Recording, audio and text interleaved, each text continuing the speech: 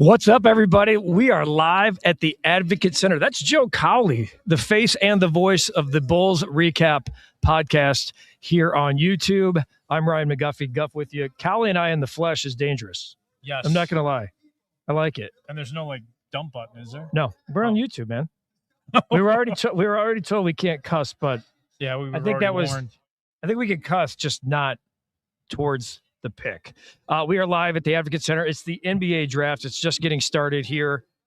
And Joe and I, both with the 4th and the 15th pick tonight. There's a lot of speculation as to how the top 4 is going to go, Joe. How do you think this plays out? Look, there's a lot of smoke screens out there right now. Yep. But here's what you need to know. Josh Giddey showed up tonight.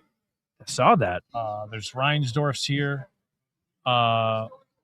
I took video of Bryson Graham, the new executive vice president of basketball operations, a couple hours ago shooting, kind of getting some anxiety. I like that. It's a big night. I just think the Bulls are in a great position because their hand is dealt to them.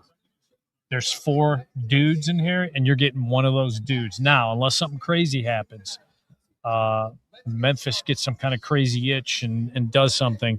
I just think the Bulls are in such a great spot that they're going to get one of those 4 guys. And it sounds like from the people I've talked to that it's going to be one of those 4 guys. They're not going to stray. There's nothing that has kind of caught their attention unless this is the ultimate smokescreen and Bryson Graham is the ultimate poker player that I didn't even foresee. It feels like it's going to be paint by the colors for the first 4 guys. How important – we know the Bulls got some lottery luck. They needed lottery luck. Yes. And this job was already attractive. It became even more attractive before they hired Bryson Graham. There's a buzz. You've been talking about it for a couple of months now on the podcast. There's a different buzz since the season ended of the Chicago Bulls, since moving on from the front office and bringing in new blood. Michael Reinsdorf, we talked about his 2 press conferences of meeting the media and his apologies to the fans. He wants to win. It feels different. I mean, I haven't walked in this building in 2 years, and there's a different aura amongst those in the organization, certainly those who are covering the team, about the future and the direction of this Bulls organization. Because there's adults. There's adults in the room now. There's not a obvious hierarchy of I am the executive and I don't have to tell the underlings anything. I don't have to run things by this. I don't have to do that. I mean, that's kind of what it felt like after the first couple of years of Arturas. We didn't get to know him because of COVID really until year 2.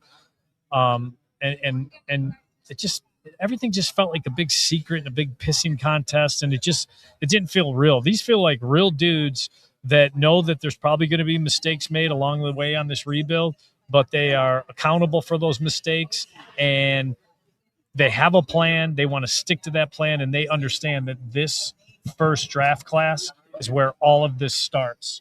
And what a draft class for it to start. You know my whole feeling. They should have had a different mentality and have done what Washington tried to do and Utah tried to do and understand that 25 and 26. But, hell, for them to have 2 picks in 26, I mean, I don't remember. This is year 14 or 15 covering the Bulls. And post Derrick Rose, I don't remember a more exciting time than right now where even I'm excited. You know me. Usually I don't give a shit.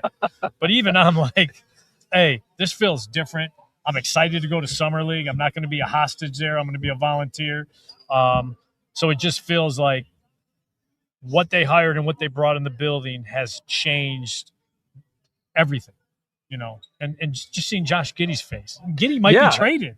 Right. And he's here to support what's going to happen, and he might be traded. Who knows? So you think, even though he's in the building, that also could be – that doesn't mean anything. I've never seen Josh Giddey come to one of these things. Wow. Okay. I don't remember. I'm trying to think if I've seen a player even show up to a draft night, and I heard there's more back there. So there's excitement. Like we talked about the excitement in the building of the front office, but when you have players buying in, they don't have to be here. I mean, there were guys at Tiago's, Patrick Williams. Who else was there? There were a couple other guys at Tiago's press conference. I mean, that's just – they feel it that, hey, this is a reboot and something good is about to happen. Make sure to comment here. Joe Cowley, Ryan McGuffey with you from the Advocate Center. The Bulls picking 4 and 15 here in the first round. I believe the Wizards are officially on the clock. It's 5 minutes per pick. Joe's going to hop in and hop out at times as he has to post for the Sun Times. We'll have all kinds of reaction. Bryson Graham will speak after the first round is over. Not at the conclusion of each pick, not at the conclusion of the first 2 picks the Bulls will make, but at the conclusion of the evening. We will not bring that live. We'll have that stuff for you as we go along in coverage here in the next couple of days. Don't be surprised if they try using those second-round picks to get back in the late first round. Yeah, we're going to be here. I mean, let's be honest. We're going to be here. We may come on. We may come off. May come back on again, depending on what happens. 15, there's been a lot of speculation about the Bulls and moving up. It's very clear they're not going anywhere from 4. But at 15 and up, do you expect the Bulls to package some of those second-round picks and next year's one in order to move up, whether it's back into the top 10 or 2 or 3 spots up to get the guy they want? People are talking about this Darius Acuff and taking this big jump. You know what the cost is for that? I mean, because that is potentially you'd have to jump up to 5 because you'd have to block 6. And you definitely have to block 7 because the Kings and Darius seem to have some kind of infatuation with each other, which I've never heard a player come out and go, I want to be a Sacramento King, but that dude has. So if you need him, the cost of that will – and remember, we're dealing in a whole new environment now with the 1, 2, 3 new draft lottery rules, right? Where the Bulls can't finish in the bottom 3, but finishing 4 to 15, 16 is your sweet spot if you're not ready to do anything significant. So you want to hold on to first-round picks for the next couple of years because they're lottery tickets that aren't weighted. I mean, if you're in that 4 to 15, as long as you're not the 3 worst teams, you could hit number 1. And again, we've talked about the 27 class. I will say this, though. The 27 class, some dudes are having some summers. Check some of these dudes out. There's things going on. Jordan Smith Jr. and Jason Crow, and these are names people need to keep an eye on. It's not the barren wasteland that I felt like it was a couple months ago because some dudes are starting to grow into their bodies and they're doing some things. So you gotta love the chime. The draft is here, and Adam Silver is announcing the first pick for the Washington Wizards. We are assuming it's AJ DeBanza here. Yes. He gave his dad's name. Yeah, he did. Dad's name. I love that. I do too. With respect to the father. DeBanza, no surprise, has long been speculated as the overall number 1. They even had him at the playoffs as the player junior reporter or whatever he was doing during the NBA Finals and Western Conference Finals.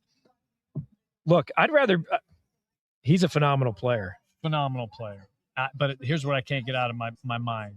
And again, we talked about this last year at this time.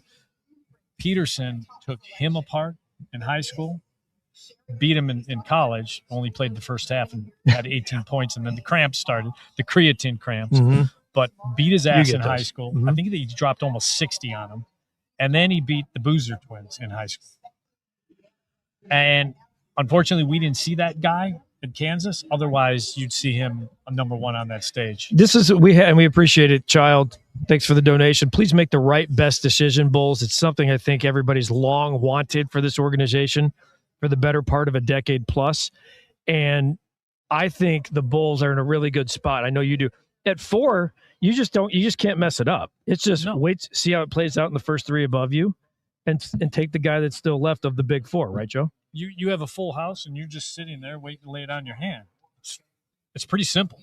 Now, if our tourist was here, could get complicated, but he's not. That's the smartest man in the room syndrome. Yes. Is that he's got to prove something that I'm just glad that we're not doing that. Yeah. And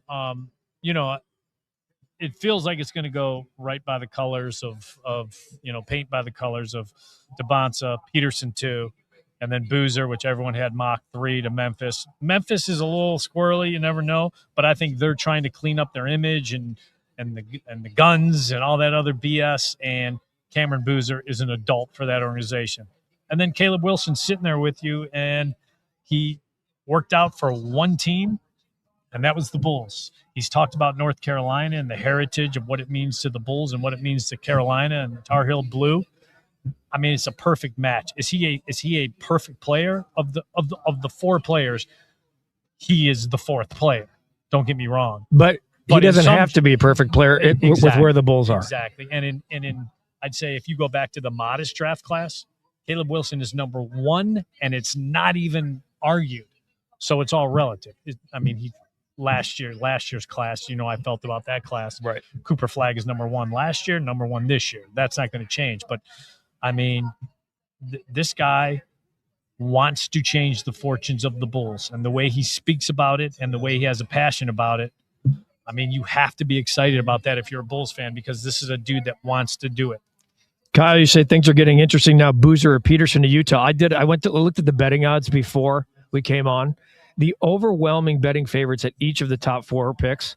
I don't expect Boozer to go to Utah. I think this is Peterson. I mean, it was Peterson like minus 800, Boozer minus 800, and Caleb Wilson to the Bulls at minus 800. There's two things. The only smoke is that Carlos Boozer works for Utah as an advisor. That's the only smoke in the room, and we're coming out of a finals where Jalen Brunson and Rick Brunson won a championship together. Different role for Carlos Boozer than Brunson, but look at the makeup of the team, and Boozer just is not a fit there. Yeah, Larry Markkinen, you're 2. I mean, what are we doing here? Yeah. So you have Markkinen, you paid him, you have JJ, you traded for him, and he's phenomenal. Small 5, big 4. You had Ace Bailey. That feels like he's your 3. You're kind of your wing guy. You need that dog scorer in the backcourt. And as long as there's no creatine around and cramping, this dude. The creatine was good for you. Cap gave us the whole lecture of creatine. Cap probably just drinking. He's probably having a creatine shake right now, watching. Puts powder down and just Tony Montana. That's what they use, by the way, in Scarface. Just so you know, in case you were wondering, they did use creatine. I can only imagine what Pacino looked like after that. Minnie says, "What 15 and next year's number 1 would that be the cost to get into the end of the top 10?" You'd have to throw in some 2s too, at least. So they're talking 2 2s, next year's 1, and this year's swap. That's a lot, man, for a team that needs a lot. And I hate to tell everybody this, but the feeling is players 6 or 7. Let's take Acuff out. Let's say 7. Say if Acuff is top 6. 7 to 19 or 20.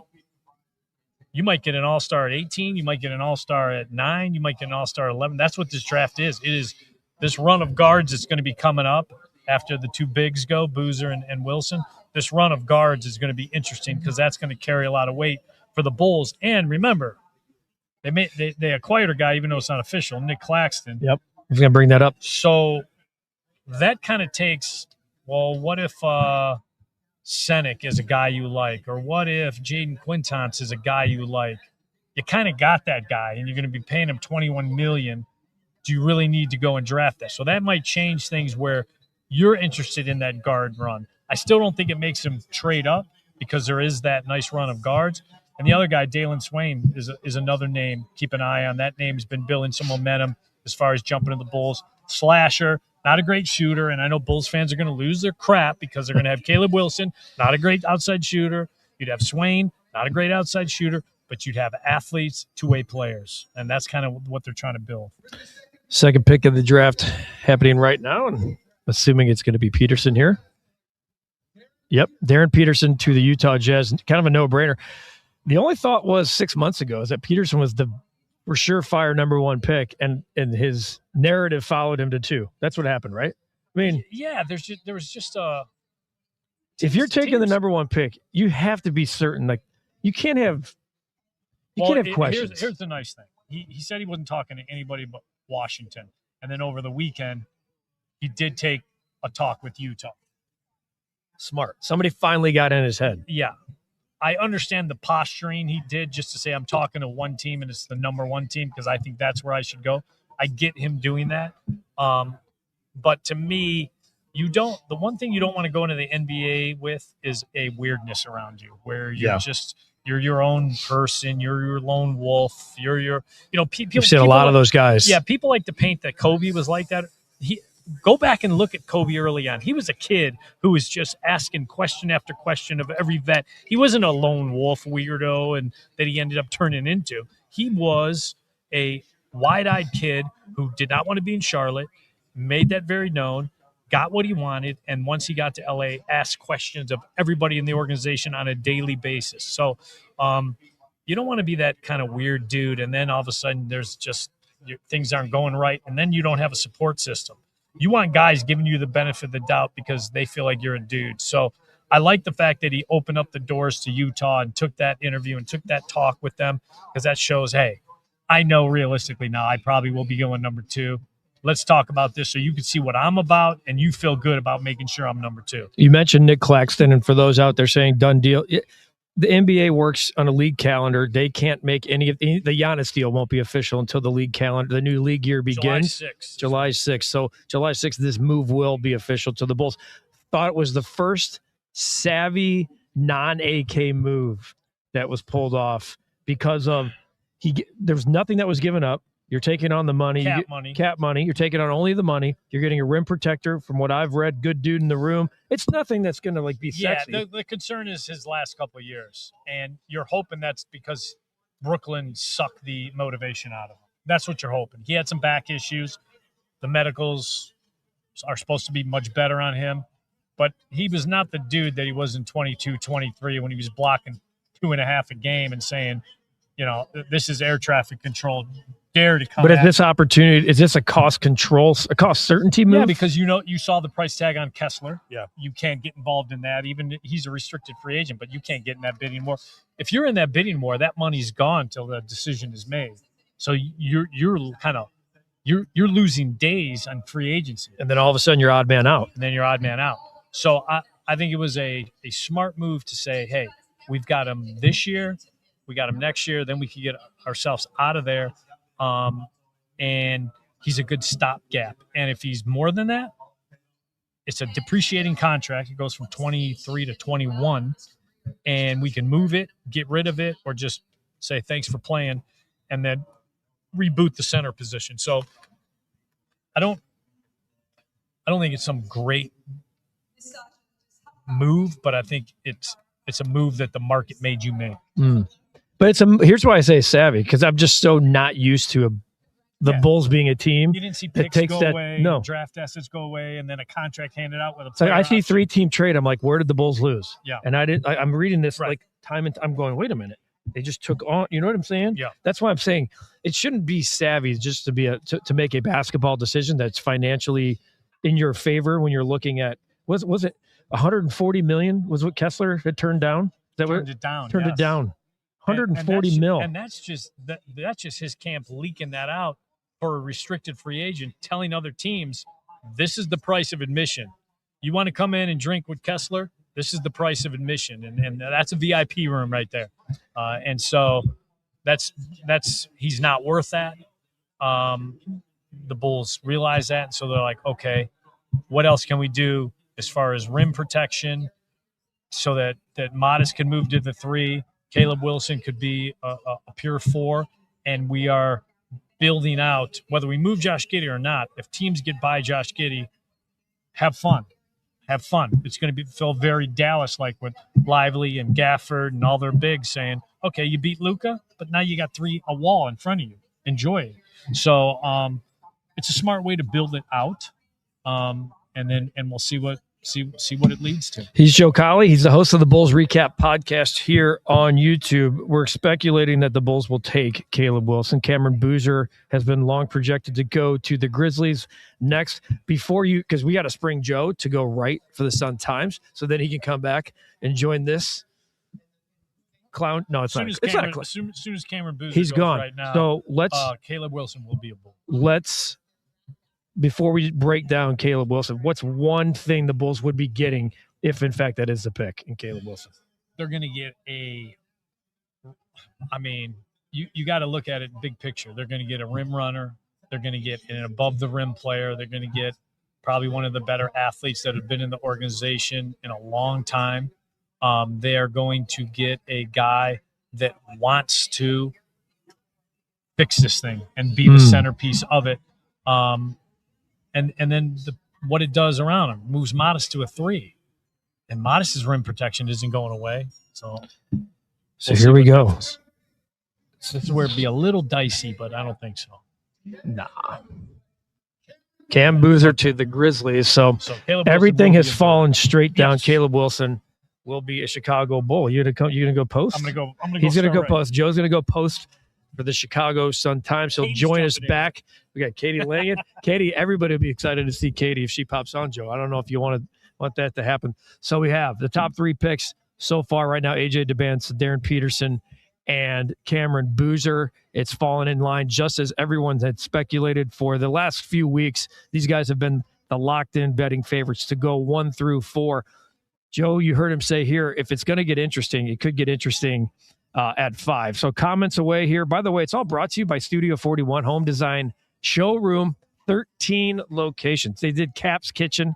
You kidding me? Of course they did Cap's Kitchen. Studio41.com, proud partners of the recap. We are live here at the Advocate Center, where I'll say this because I've been here quite a few times, but I haven't been here in a few years since the transition to the recap. There's a buzz in this building that is different than it has been here the last 5, 6, 7, 8 years. I'm just telling you, I know people don't want to hear, oh, the room is great, but I'm just saying that's the feeling around here, is that there's an uptick with the organization. Earlier tonight, I walked in, Josh Giddey was here. I guess there's a couple other players here. Bryson Graham was taking some shots. I love that. 62, sorry, a little late to the Bulls party. Who did the Bulls sign? Well, they're on the clock as we speak. It's a virtual certainty that they will be taking Caleb Wilson, the athletic superstar from, I'm calling him superstar in college from North Carolina. The only team he did a workout for, the only team, was the Chicago Bulls. So that tells you it was his preferred landing spot. It was the Bulls kind of looking at the way the draft was going to fall to them, saying, let's get this guy in here. Caleb Wilson has a big ceiling and a lot of room to grow, and he's going to have that room here in Chicago with a young team, a new coach, a new front office, and to be the face of that is certainly going to be exciting. Let's see. Kyle says, Boozer 3, let's go Bulls. Here we go. 62 Latin. No, I mean, who's the rim protector? That was Nick Claxton, a guy that was acquired yesterday in the Julius Randle trade. As I mentioned, the league year begins July 6th, and July 6th, those trades can be made official. So when that happens, the Bulls will announce it. But right now, they can't comment on any of the deals that are not done. That's who the Bulls got. Boozer did go to Memphis. Eric, as you said, no, it's Nick Claxton. Kyle said, I watched Wilson's highlights earlier today. That kid looks like he could have the highest ceiling. I mean, here's the thing with this draft, and you've heard Joe Cowley on the Bulls Recap podcast say this for a long time, that this draft has been one that teams, that last year's draft, and particularly the depth of this year's draft, are two of the best drafts the NBA has had in a long time. And you can make an argument that this is the deepest draft that the NBA has had in the last 2+ decades. So if you're wondering where Joe is, Joe will be posting for the Sun-Times, and then he will come back here and give his comments on Caleb Wilson. And then what happens from there, if there's going to be any type of shocking moves, I want to ask Joe about trades in the NBA, because these are nights where you see superstar trades happen, big name trades happen. You saw the Giannis trade. Long had been speculated about. That happened last night. Some picks going to Milwaukee, a boatload of players in that deal. Will we see Jaylen Brown from the Boston Celtics move? This is where it's going to get interesting after number 4, because you get the top 4, and then you get the next kind of middle 5 through 10 before it drops off into a lot of the guys in that 11 to 18 range, as you heard Joe say, that super talented players, but 18 and 12, there's some interchangeable parts when you get to the mid of the first round. So that's what that Joe is referring to there. Global, how's it going? I feel like the Bulls will be a fun team to watch this season, one step at a time. I think you're right. I think there's already a buzz here. You've heard me talking about it, but I think a change in leadership, a change in head coaching, development, talent, players. You're going to get a little bit of everything. I think you'll see Josh Giddey stay here. I think you'll see Modest be here. We're going to have Caleb Wilson here. Just those 3 names alone bring excitement to a city, or should bring excitement to a city. We've seen what Giddey and Modest have been able to do at times. It's time to see what they can do at the next step here. So, yeah, Cam Boozer went to Memphis. He's being interviewed right now. The whole family's being interviewed. It's kind of fun. You've got a lot of people here at the Advocate Center paying close attention because of Carlos Boozer's tenure here with the Chicago Bulls. A liked Chicago Bull. Carlos Boozer just faced the wrath of the decision and the big three not choosing Chicago, and then the money going to Carlos Boozer. And the guy was a really good player here, 16-8. And there's a lot of people who think Cam Boozer is going to be a better player than his dad. So that should be fun to watch. I mean, Cameron Boozer is a really good basketball player, and a lot of people love his makeup. Memphis, you heard Joe say, he's trying to change their image, and so that's what's going on. They're global. This is going to be very interesting and exciting. You see the war room here? That war room is right here in the same building that we are currently sitting in. So let's wait and see what the Bulls decide to do here, because they are going to the podium as we speak with Adam Silver. Pick us in. And yeah, here we go. You guys, Katie's going to get some reacts here. You can hear it in the background. I like it. Whisper. There it is. Caleb Wilson is a Chicago Bull. Officially, Caleb Wilson is a Chicago Bull. Our guy Chuck Swirsky gave us a big fist bump and a clap as he's on the air for 104.3 The Score. So Caleb Wilson is a Chicago Bull. I am Hugh.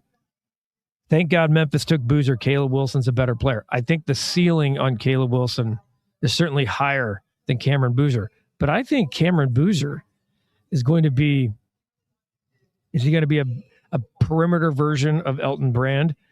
We'll see. So welcome to Chicago. So now we have the city of Caleb's, right? It's Caleb Williams and Caleb Wilson. The city of Caleb's is officially here. Feels like a graphic. Williams and Wilson. Caleb, what are the odds that we have Caleb Williams, and both of them are Caleb W. Caleb W. Watch out. There's going to be a lot of, if this thing goes the way we think it can go in Chicago, there might be a lot of babies in the next 10 years named Caleb coming out of Chicago. I'm just going to say that. A lot of babies named, my son just texted me, Caleb. Yeah, I think we're all pretty jacked up that Caleb Wilson is a Bull. I'm telling him, a lot of babies.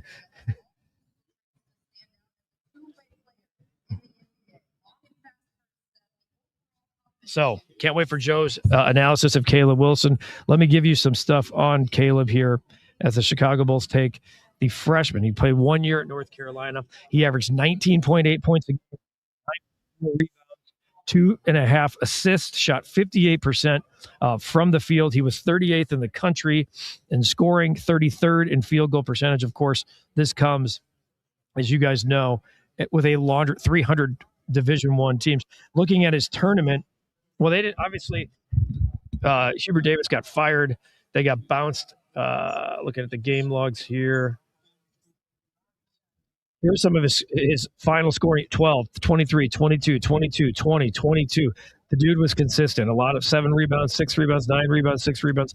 Looking back in December against Ohio State, East Carolina, FSU in 3 straight wins: 20-15, 21-12, 22-16, Wake Forest 22-12. So this guy is a monster. And then you jump down to December against Kentucky, 15-12, Georgetown 20-14. And then what is that? Utah State 20-11. So a ton of double doubles for this kid from Atlanta, Georgia, 6'9", 211.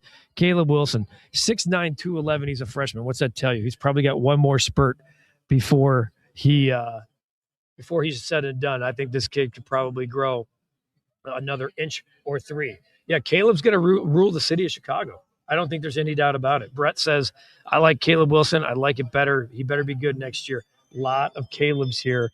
Let's see what Brett says. I would love to get the guy from Illinois. Keaton Wagler's not going to be there, Brett. He is not going to be there at 15. They're going to have to make a big move. The child says, welcome to Chicago, Caleb Wilson. Eric, Caleb Wilson, great start for the Bulls. This was just to make the right pick, let the board fall to you, and get it done. And they did. Kyle says, the highest North Carolina player taken by the Chicago Bulls since some kid named Michael Jeffrey Jordan.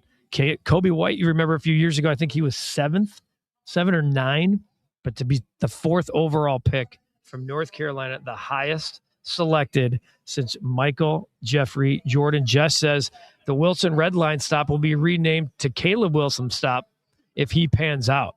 Interesting. What would make it better is if that stop was near the United Center. It's way the hell up north, so it kind of seems like a stretch, but I will say you're right. I kind of like the Caleb W. I like the Caleb W thing. I see you guys. This is a Bulls show. The Bulls recap draft here brought to you by Studio 41. I see that PCA is hitting home runs, so I appreciate you flooding the chat with PCA homers.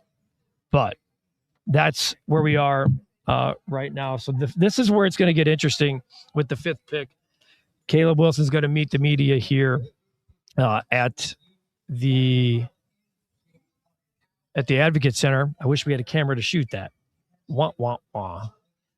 I'm not sure if you could do something with that, Katie. Yeah, this is live. This is live, folks. This is live. Yeah, just don't go live with it. Just try to see if they're going to turn the speakers up for you. So we'll have sound from Caleb Wilson. I don't know. We'll hear from him. I'll have to give it to you here on X, the stuff that I can get to you instantaneously. Joe's instant analysis is great pick. Great pick. That's Joe Cowley, who's now going to spend a few minutes with Caleb Wilson. Let's recap the top 4 here. Okay, we're going to recap the top 4. AJ Debance at number 1 to the Washington Wizards. Number 2, Darren Peterson. He goes to the Utah Jazz. At number 3, Cameron Boozer goes to the Memphis Grizzlies. And at number 4, the Chicago Bulls select Caleb Wilson, forward center from North Carolina, 6'9", average 19.8 points a game. Who brought the gong behind me? That's already here. That's a Bulls item here at the Advocate Center. It's nice and quiet because the media is about to meet Caleb Wilson. So that's what that is. Keaton Wagler, a lot of people think he's going 5. So we're going to take a look here. 5th pick is on the board. And this is where it's going to get really interesting. You heard Joe say that earlier, that 5 is where you could see the first kind of quote unquote upset or somebody make a move that you would think would be a little bit different. Wagler to the Clippers is official. Keaton Wagler to the Fishers. So how about that? This kid who did not have a lot of D1 offers, no big name offers, gets an offer to Illinois, takes him to the Final Four, scored 46 points at Mackey Arena, the highest ever for a freshman and a visiting player, and now goes in the top 5 of one of the deepest drafts in the last 2 decades to the LA Clippers. That's going to be a fun pick. I know a lot of Bulls fans were hoping that he would somehow end up in Chicago, but his stock continued to rise. And you heard him earlier this week say that what's going on? We're breaking it up.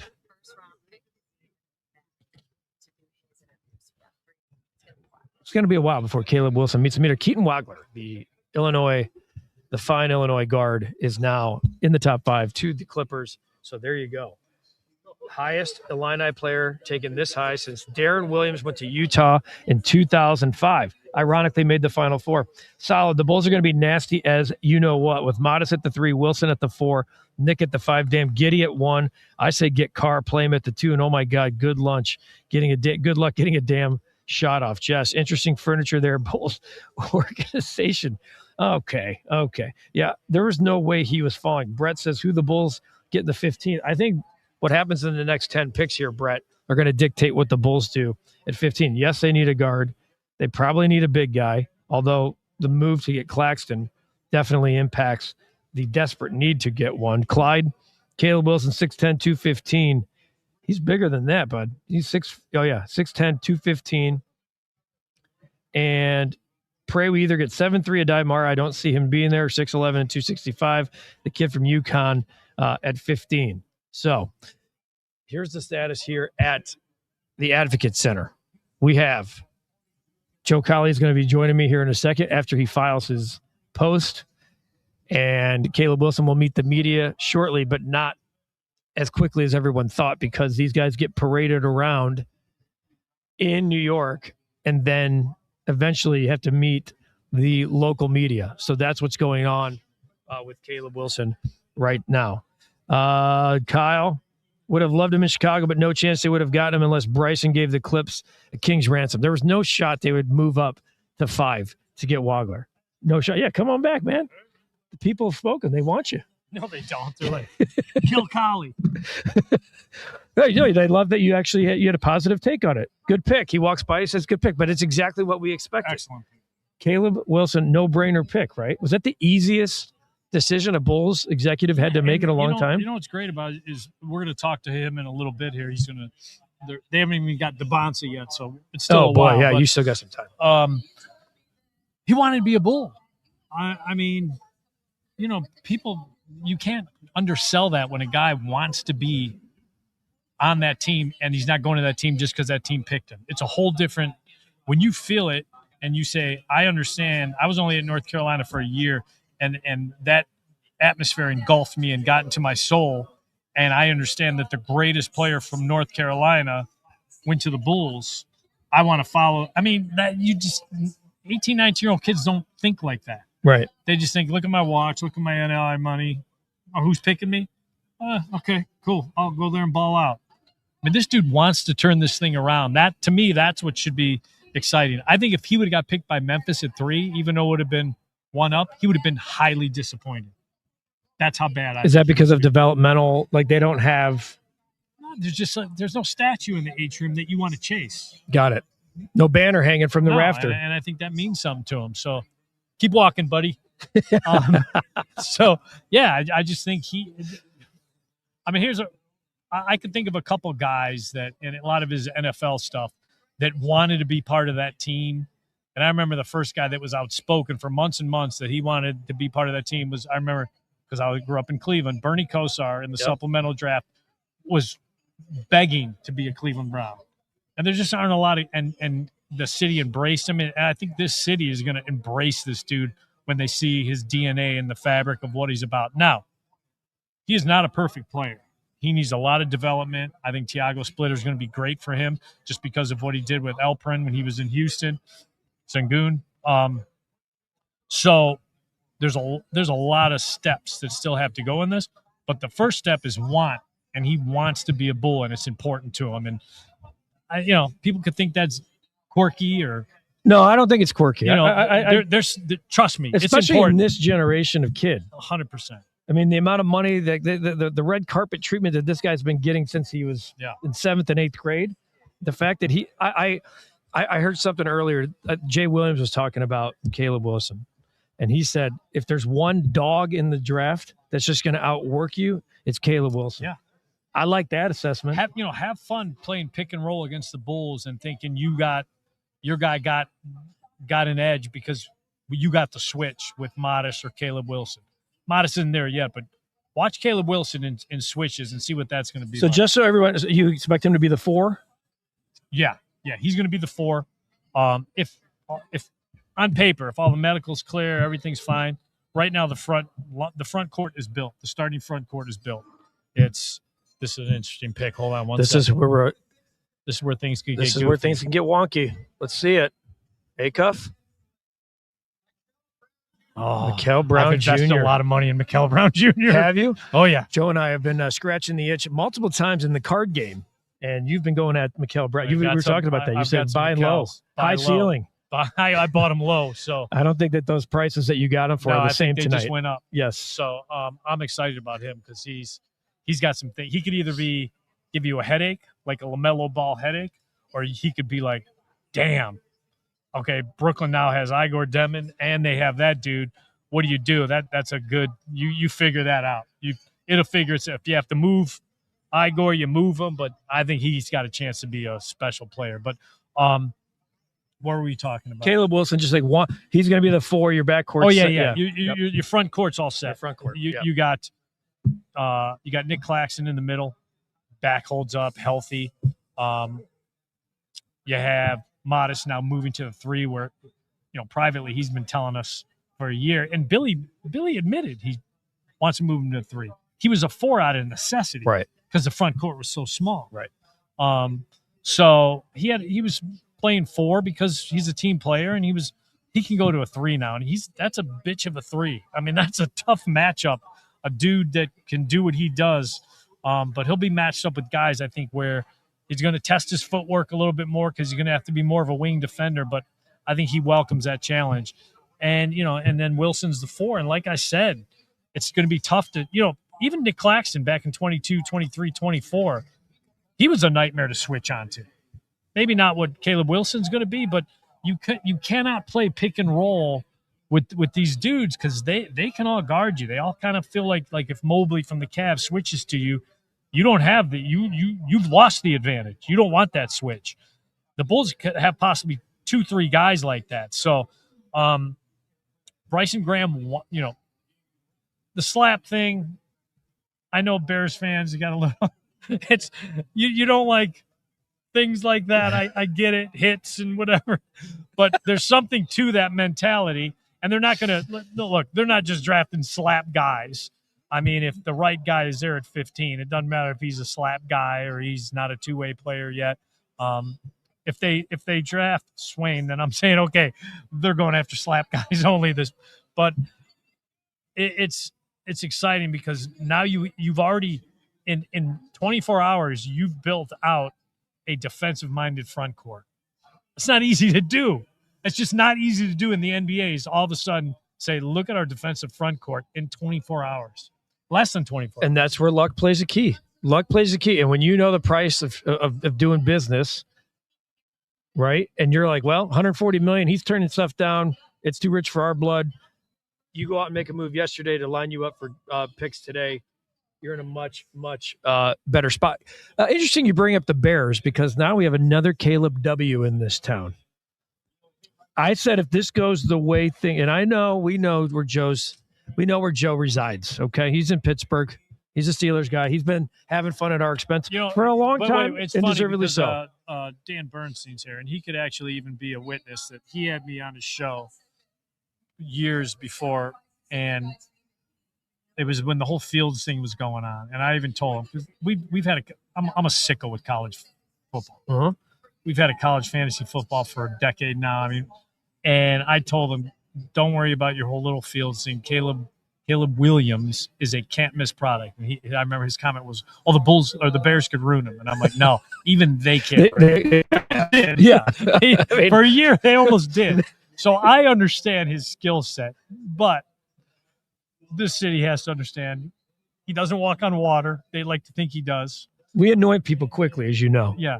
But it's kind of fun I that get it. Caleb W. I mean, there could be, I was just saying, 2 major Calebs in the same city. In the next 10 years, there could be an awful lot of baby Calebs in this town. Yeah. Because of that might be a big time name. What could be. Yeah. What could be. And it just feels, I don't want to, I hate comping like sports, especially this, like the Ben Johnson thing. But when the Bears got that right, it finally felt like, holy shit. They did what they were supposed to do. And it feels a little bit like we don't know Bryson Graham in terms of the decisions and how it's going to play out. I know he's got a nice elbow jumper. I saw he does. You got video of that. Check it out. Check it out on Twitter. But it just has that feeling like the Bulls did an uncharacteristic thing by getting rid of a front office a year earlier than they normally would have moved on from him. And there's just a buzz in the room. Here come the Kings. These are Darius Acuff wants to be a king. It's crazy. This is Cap's guy. This is definitely, there he is, Darius Acuff, the first guy that's wanted to be a king since. How many points are the Kings going to let up this year? Ooh, Zach re-opted. He took his player option. Of course he did. $49 million or $50 million. 134 and a half. Like pretty. Bet the over. Bet the opposing team total over every single time. In what kind of backdoor deals is Calipari making at this draft? Oh my! I love Calipari. I know, I do too. The guy's played every game.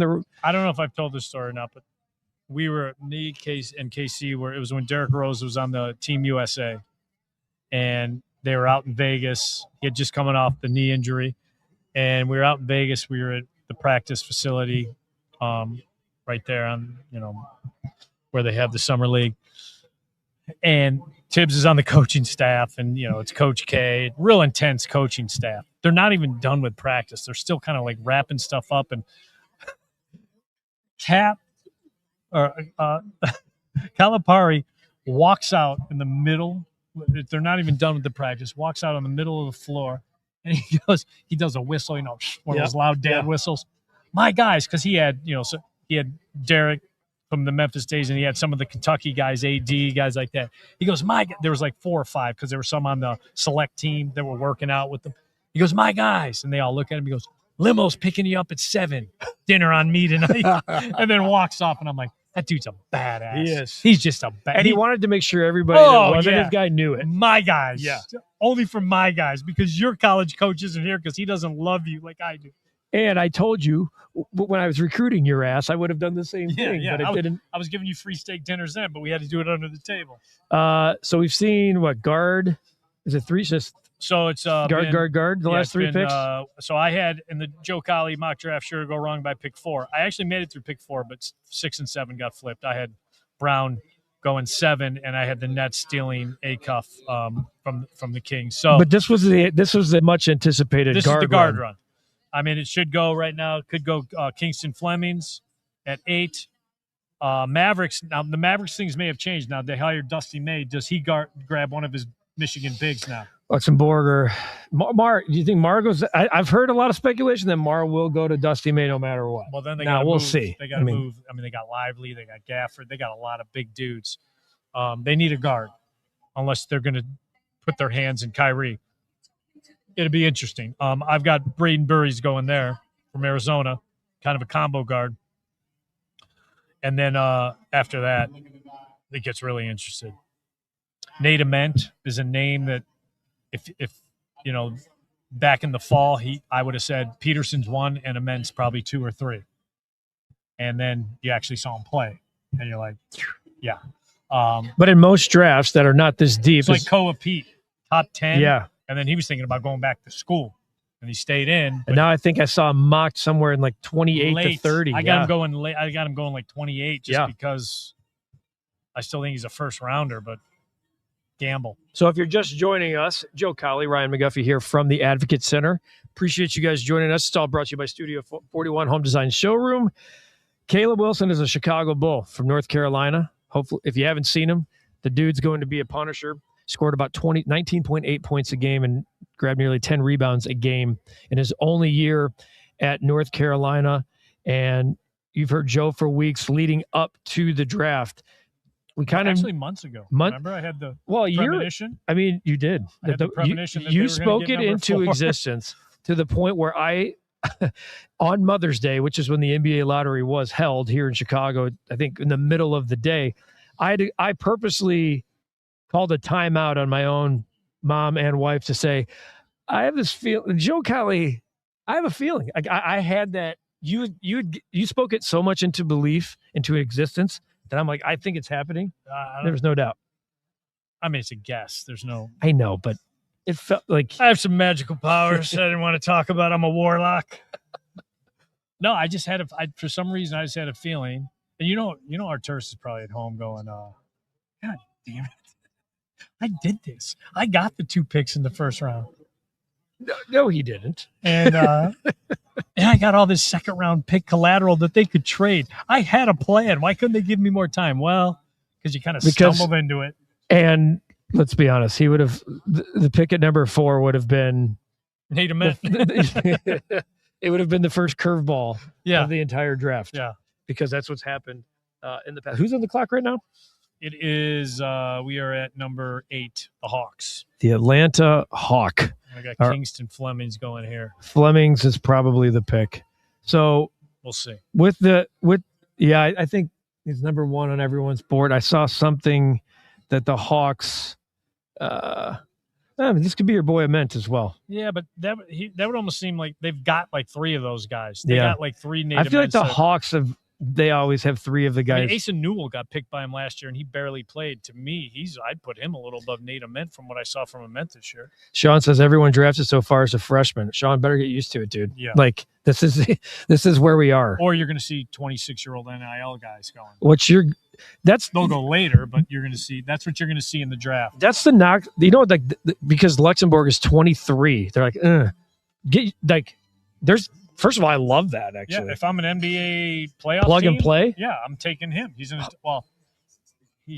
by age is an adult. Maturity wise, that's the question mark. But he's a 240-pound, yeah, he's a all Big man. Big Ten Player of the Year. Yeah, grown-ass man. And man basketball. In this current dynamic of college basketball, you're going to see more 22, 23, 24-year-olds because the payday is too certain and too rich for guys to be drafted 27, 28. The other thing you're seeing is you're not seeing the big influx of Euros because a lot of the Euros are going to play college basketball for a couple of years now.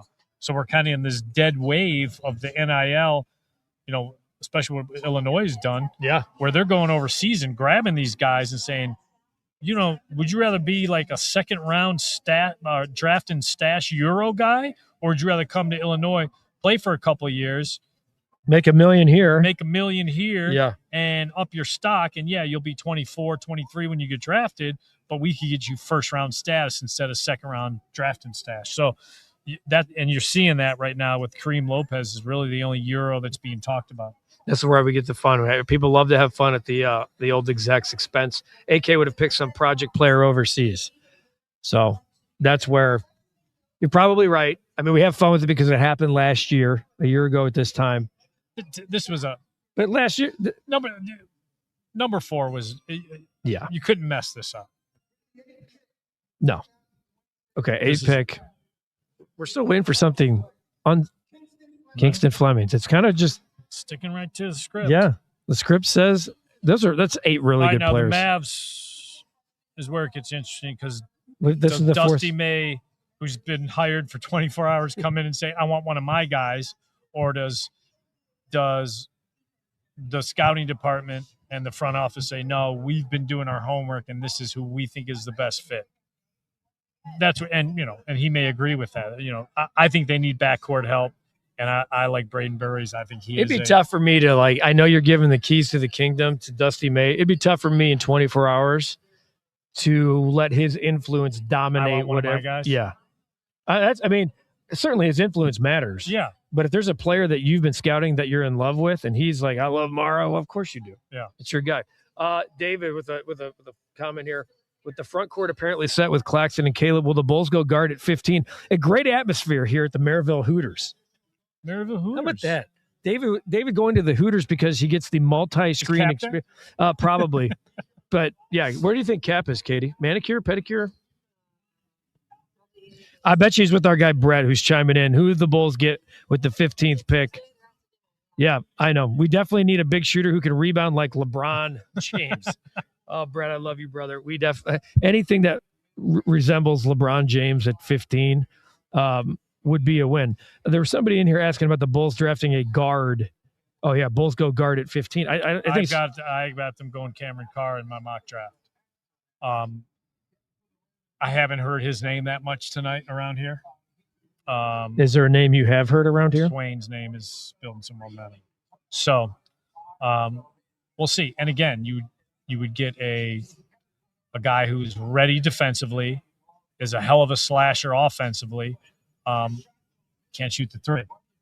So, I mean, I don't know we don't know what Tiago's going to do offensively. I just know when he coached the team in Paris, they ran everybody's asses off into the ground, so he can play up tempo. And then obviously with Portland, they didn't have a quick team. They slowed it down, and they were more of a defensive-minded, kind of a half-court team with Danny Avdija playing kind of point forward. So he can coach to the style of the team, but this team is feeling very three-point allergic. What is the identity? I don't know if it's too early to tell, but what do you believe Tiago Splitter's identity will be? Or what's the identity he's looking for with the Chicago Bulls? Hard-nosed, defensive-minded team that knows it can't out-talent you right now, but will outwork you. That's what he wants. I mean, every coach wants it. It sounds very cliche, but there's a track record. He proved it. It was only 1 year, but he took over for a guy that, hey, people loved Chauncey. His players loved him. It was shocking to hear that Chauncey was allegedly involved with that. I don't think people – maybe it's because it was in the Pacific Northwest. I don't think people gave that story the attention, the job he did, and maybe it'll be talked about more now that he's got a head job in Chicago. And the ownership factor into it. Just owners that were telling players we're checking out of the hotel at 10 o'clock, even though the game's not till 7, because I'm not paying the extra hotel fee. So I don't care what you do. Buy-in. I don't care what you do for 2 hours or 3 hours till the bus leaves. If you sit in the lobby, if you go sit, a lot of the hotels will give them a conference room and make it like for meals and film and stuff. I don't care if you guys go down in the conference room and chill there, but you got to be out of your room because I'm not paying for it. That was the ownership mentality. Then they make the playoffs and they tell the fans, we're not doing T-shirts. Too expensive. So there are no T-shirts like on the seats for the playoffs. Like an OKC gives one like every other quarter. They just showed a shot of Dusty May, by the way, who's at the NBA draft, which is still it's not hard to believe, but it still doesn't. It seems a little shocking to see Dusty May in the NBA. So good move there. So with Splitter hard nosed, does that scream defensive minded for the 15th pick, or best available, best fit, combination of everything? In talking to Bryson Graham, he's always going to go best available. But if we think this guy's pretty good and we think this guy's pretty good and this guy fits our kind of slap profile, they'll go slap profile. Look what he built in Atlanta. He made sure Trae Young, it was only 1 year in Atlanta. Trae Young exit stage left, and I want long dudes that are just going to run and play and stop you defensively and wear you down. And in that Knicks playoff series, the first couple of games, it worked. And then some adjustments were made. Mike Brown decided to coach for the first time that season and made some adjustments, and sure enough, it worked. So, there's a blueprint there. If you want to see what it is, look at Atlanta. This would be interesting. All right, let's see if something changes here that would make. Okay, he got his guy. He did get his guy. So the first of the 3 Michigan guys go. Dusty May comes in here with the top rope and says, "Let's go with our guy." Dusty May pulled it out and slapped it on the table. We're taking my guy. So much for the comment of me saying I'm going to go with the guy I scouted. No. Perez Johnson. So the Dallas Mavericks, in a matter of 36 hours, have brought Dusty May in and taken Perez Johnson Jr. to pair with Cooper Flagg and company. You like that pick? Yeah, that's what we just said. On the table. Hey, he just laid it on the table and said, Let me know who the power man is here. Right away. Yeah, that's the first. That's a big jump from I had Perez Johnson going 13 to the Heat, which would have. No, that's right.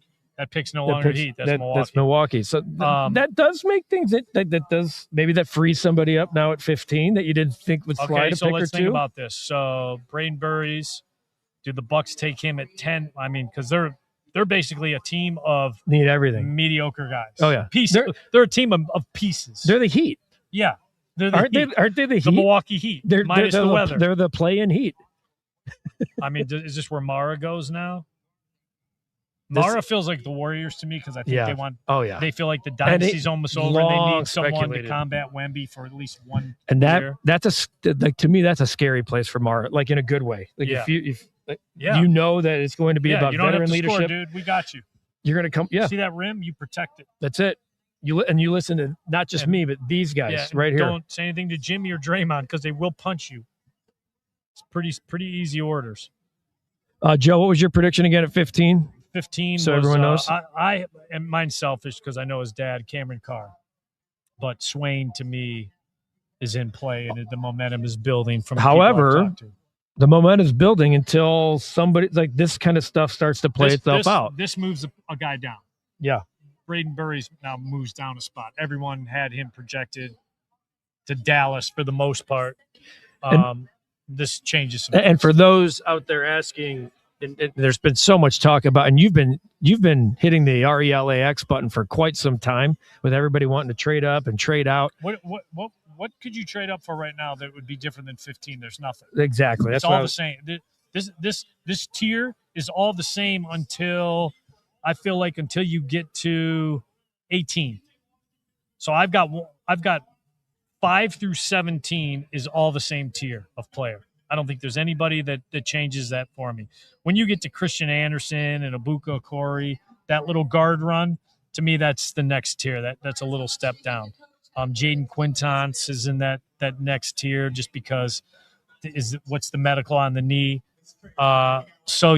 There's no reason to trade up unless you love Mara and he slides and he's there at 13 and you can move up 2 spots and give some second rounders away. If Mara's at 15, do you take him? I would. I didn't love Claxton's last couple seasons. I understand why they made the deal just because they're seeing that the days of free agency, which we've explained numerous times, those days are gone. We just, look at all our cap money. We're just going to go shopping. Those days have ended a couple of years ago before the aprons even kicked in.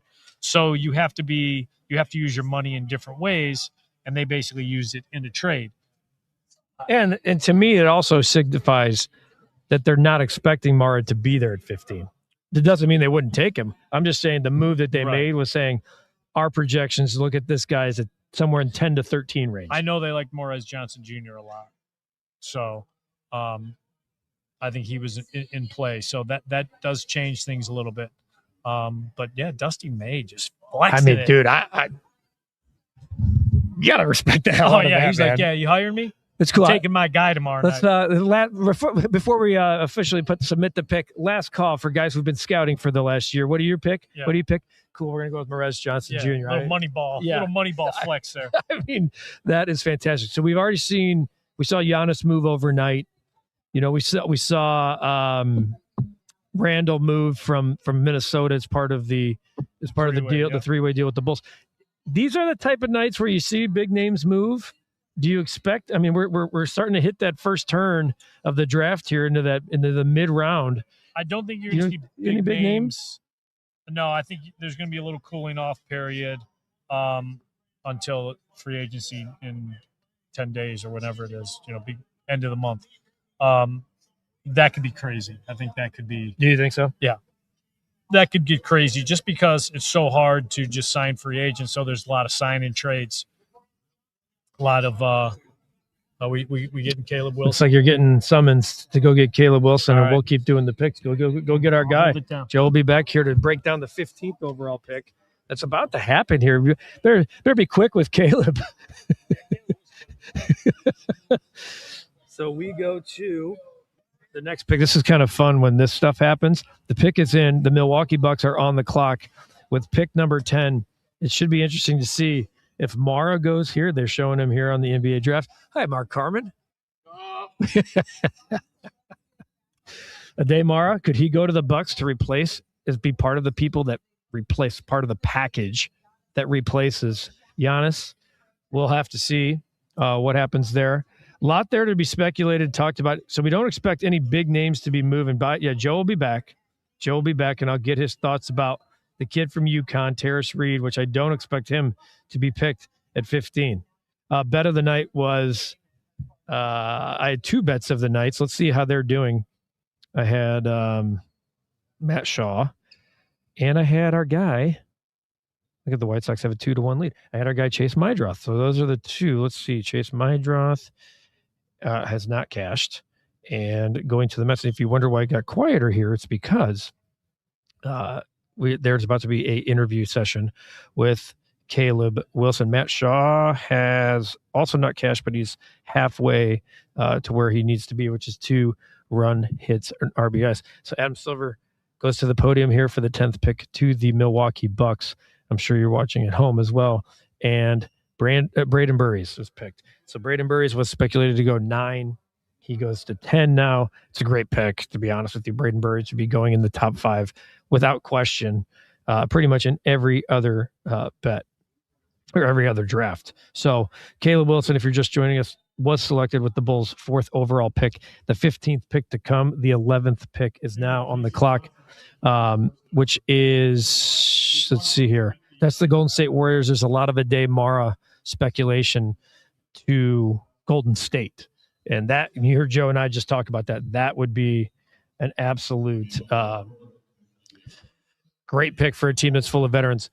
So Caleb Wilson's meeting the media now, trying to listen in on that as we're sitting here live on YouTube doing a little 2-for-1. If you want some stats, a little resume from Caleb, the Bulls just tweeted this out. Second team All-American, first team All-ACC, ACC All-Rookie Team, McDonald's All-American, Jordan Brand Classic, Mr. Georgia Basketball, and a 5-star recruit, of course, out of high school. That's not a big surprise since the player went to North Carolina. So he's talking about right now how he wanted to be a Bull. And you got to love that. Yeah. So he said by going to North Carolina, it already felt like he's been part of a team with a great fan base. So really good so far. Eric, I just checked. Sox are leading. Cubs are leading. So far, it's going quite well. We had the Chicago parlay that we gave out today on the show that included Caleb Wilson being, so that's a check. The Cubs need to win. That looks pretty good. The Sox need to win. That looks like it's at least off and running. We'll see how their bullpen can do the rest of the night. But then we're talking Bulls tonight. We're live at the Advocate Center. Joe Cowley with me, not currently because Caleb Wilson is over there meeting the media via Zoom. So we're getting that from Caleb Wilson. And we will have reaction as the Bulls get set to pick 15. It'll be interesting to see what happens here at 11. There's a lot of speculation that Mara will be the pick for the Golden State Warriors. And if he's not, then it gets interesting. If you want to hear some of what Caleb Wilson has said, let me tell you something. Casey Johnson, who just walked by, was giving me and Joe some flack. Caleb Wilson said, "I'm hungry. I want to be the greatest of all time." Are you kidding me? Yes, please. That guy with that attitude. We're gonna have to put that in the chat here. With that attitude, he will be loved here. Hang on, let me get that in.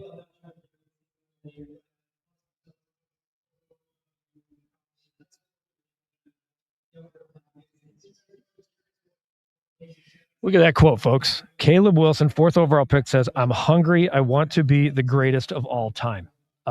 That feels like a post later tonight on the recap, which you will see. We'll have all kinds of content. Joe and I will continue to be live through the Bulls' 15th pick. Then we'll probably sign off, wait and see what happens. Do the Bulls take some of their number 2s and next year's first and consider getting back in the first round? Do they hold off and be happy about the 2 players that they're going to draft tonight? We will also hear from Bryson Graham later tonight after the first round. And when that happens, we cannot bring that to you live, but we will cut that up and put it here on the channel over the next couple of days as we break down what happens with the Chicago Bulls. But wanting to be the greatest of all time, Clyde, what's going on? That's about as pretty good as it gets. Erica says, we're going to get confused with all these Calebs here pretty soon. Not as long as both of them are playing well. I think we're pretty good with number 18 playing over there at Soldier Field. The question is, what number does Caleb Wilson wear? Caleb Wilson wore, what number did he wear in college? He wore number 8. So does he go to 18? That'd be kind of fun. I think we go to number 18. I think we should push for number 18. Caleb and Caleb. That sounds fun. So the Golden State Warriors are on the clock. It'll be really interesting to see which. Caleb Wilson said he talked to Kobe White about Chicago. So I love that he talked. This is the kind of stuff I was going to ask Joe later about, Kobe. Like, these guys are all connected. They all went when you go to a culture like North Carolina, you do connect with the alums of past. You're always connected by being a Tar Heel, by being a Blue Devil. And the fact that he reached out to Kobe White to get his feelings about Chicago. And it sounds like Kobe White, by all accounts, gave him a rave review. So Joe Cowley's post on Caleb Williams is out. Caleb Williams. So this is going to be hard. Caleb Williams, Caleb Wilson. Caleb, my guy Brady looks over me. I say Caleb Williams, and Brady immediately looks up like, yo, it's not Caleb Williams. My work ethic comes from being hungry. I want to be the greatest of all time. I'm hungry to be the greatest. I mean, folks, how about this? I'm a dog. That was part of his interview on camera. So a lot to love about the things that are being said, but you guys know how I feel about winning the press conference. That's great. But We don't want to win the press conference. We want to win on the floor. Caleb Wilson, future number 18 for the Bulls. I kind of like the idea. Kyle, big words from Caleb. Reminds me of the other Caleb in town. Great attitude. Let's go. I think a lot of people would like that. Yaxel Lendenborg being shown right now. Was I saying Luxembourg earlier, by the way? The country. Yaxel Lendenborg being shown to see who the pick is from the Golden State Warriors, which they are about to be announce this pick here. Let's take a look. Okay. Yeah, they're about to announce the pick here for the Golden State Warriors. Just again, if you just joined us, Caleb Wilson says, I'm hungry. I want to be the greatest of all time. Joe Cowley, sign me. A second before I got to. That was. Sign me up for that. Yeah, that was. He's well spoken and he speaks to the people. Dude, I said, we've talked about winning the press conference around here. I'm done with like winning the press conference, but for a kid to have that type of mentality, and then on the broadcast they said, "Who are you?" and he said, "I'm a dog." Yeah. Like yeah, this is going to be exciting. Summer League's going to be exciting just to see. He said the hand's fully healed, so that's good. No medicals holding him back. I mean, he's full go. Said whatever Coach Splitter wants him to do, he will do, and more.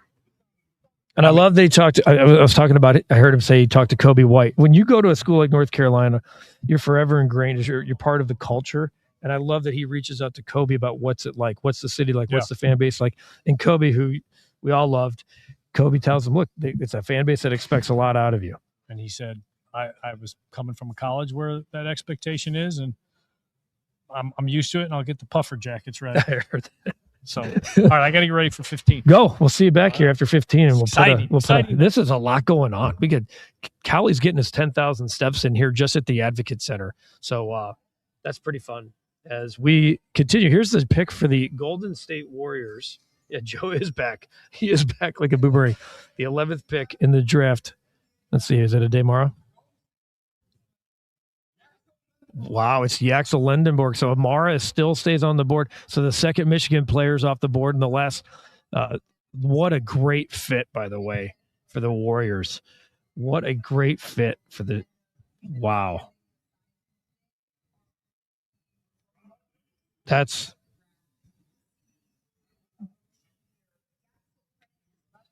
Wow. So Yaxel to the Golden State Warriors. I absolutely love that pick. Now it gets fun. I know, Kyle, I think a lot of people wanted Yaxel. Okay, I do. Just like that, he's gone again. That's Joe. But Cabrera. So the question now happens. Let's take a look here at the draft. So you have Oklahoma City with this would just be my son and I were talking, and we were like, if Yaxel goes to OKC, it's just going to be nauseating. So he doesn't go to OKC; he goes to Golden State. But now does Mara go to OKC? But they have Chet. So when you look at, it says best fit Mara from ESPN. Nate Ament is still there.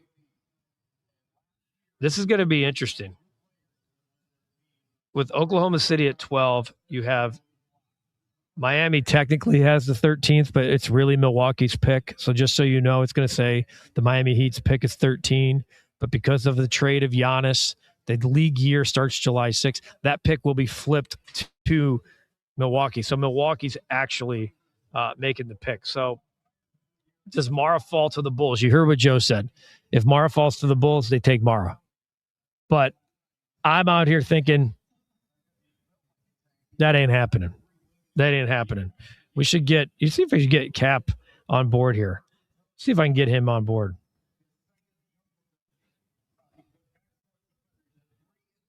Let's see if we can get Cap in the show. That'd be fun.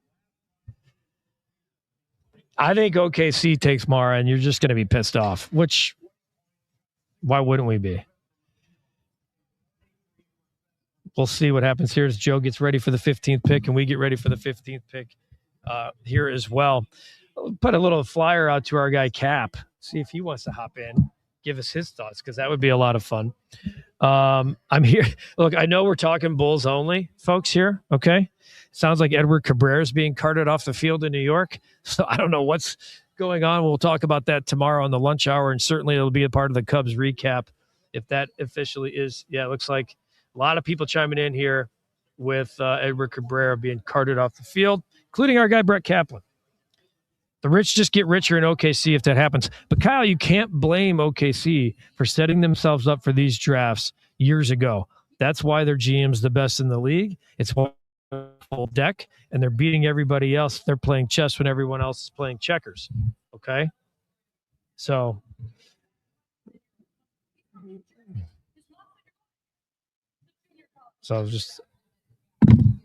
we'll wait and see what happens here at 12, 13, 14 as the Bulls prepare for their second pick of the night. For those of you chiming in with what's going on in the Cubs game, I appreciate the multi-screen experience and for keeping those of us here updated. But this is the Bulls Recap Draft Special, brought to you by Studio 41, Home Design Showroom, 13 locations, studio41.com, proud partner of the recap.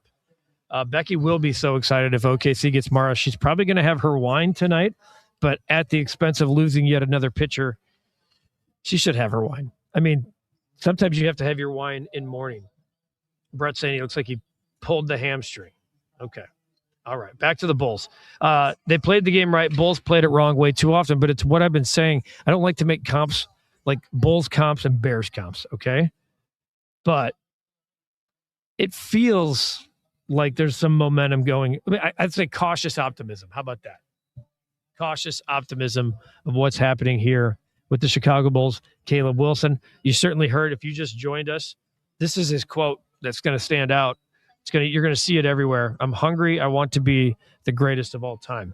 Yes, please. Yes, please. The greatest of all time. I'm not sure he'll get there, but I love a guy who's going to prepare and train to be there. Becky, of course, is here. Look at Becky. She's out here in Tulsa watching her OKC, about to probably get another stud pick, and she's chiming in. She should have her wine if Mara gets drafted by OKC. It'll be interesting to see if they pass on Mara. Then I still don't see him falling to 15. I still don't see him falling to 15, and I don't think the Bulls do either after hearing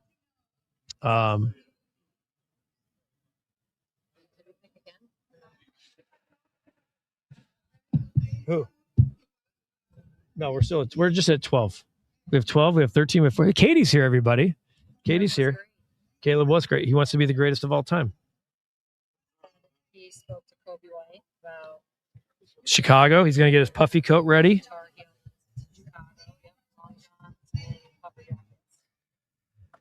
You kind of need those in the summer around here these days. What's going on? Kyle says, love the confidence with Wilson. Put in the work and let the chips fall where they may. Go get him, Caleb Wilson, in your number 18 jersey. That question was not asked, was it? But what jersey number he'd wear? No. See, I would have done that. He wore number 8 in college. Can we throw a 1 in front of that?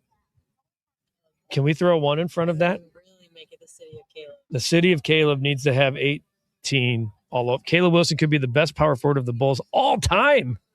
Man, okay, we love to throw flowers at people here in the city, and I love that. I like giving flowers. Katie likes getting them, but giving people let's get him here. Let's get him here and in the building first. Jess says, sounds like there'll be a race for the best athlete in Chicago. Not a race right now, okay? There's a little bit more of a resume for some of the guys who have been here. All right, so here's the 12th pick. Let's see what happens. Is it the third Michigan man? They did. They took a Mara. And so 3 Michigan players have now gone in the last 4 picks. And all of you who wanted Mara out there, and I'll include myself in that. That is not happening. The flippin' OKC Thunder. So now I'm not going to like a Mara. That's it. That's just what it's going to be. Look at Dusty May. Dusty May has had 3 of the last 4 players go in the draft. WWE. Okay, I'll throw this one up for you. This is forever and always going to be the problem The picks are always going to be tweeted out by the insiders before the pick is made on TV. It's how people are.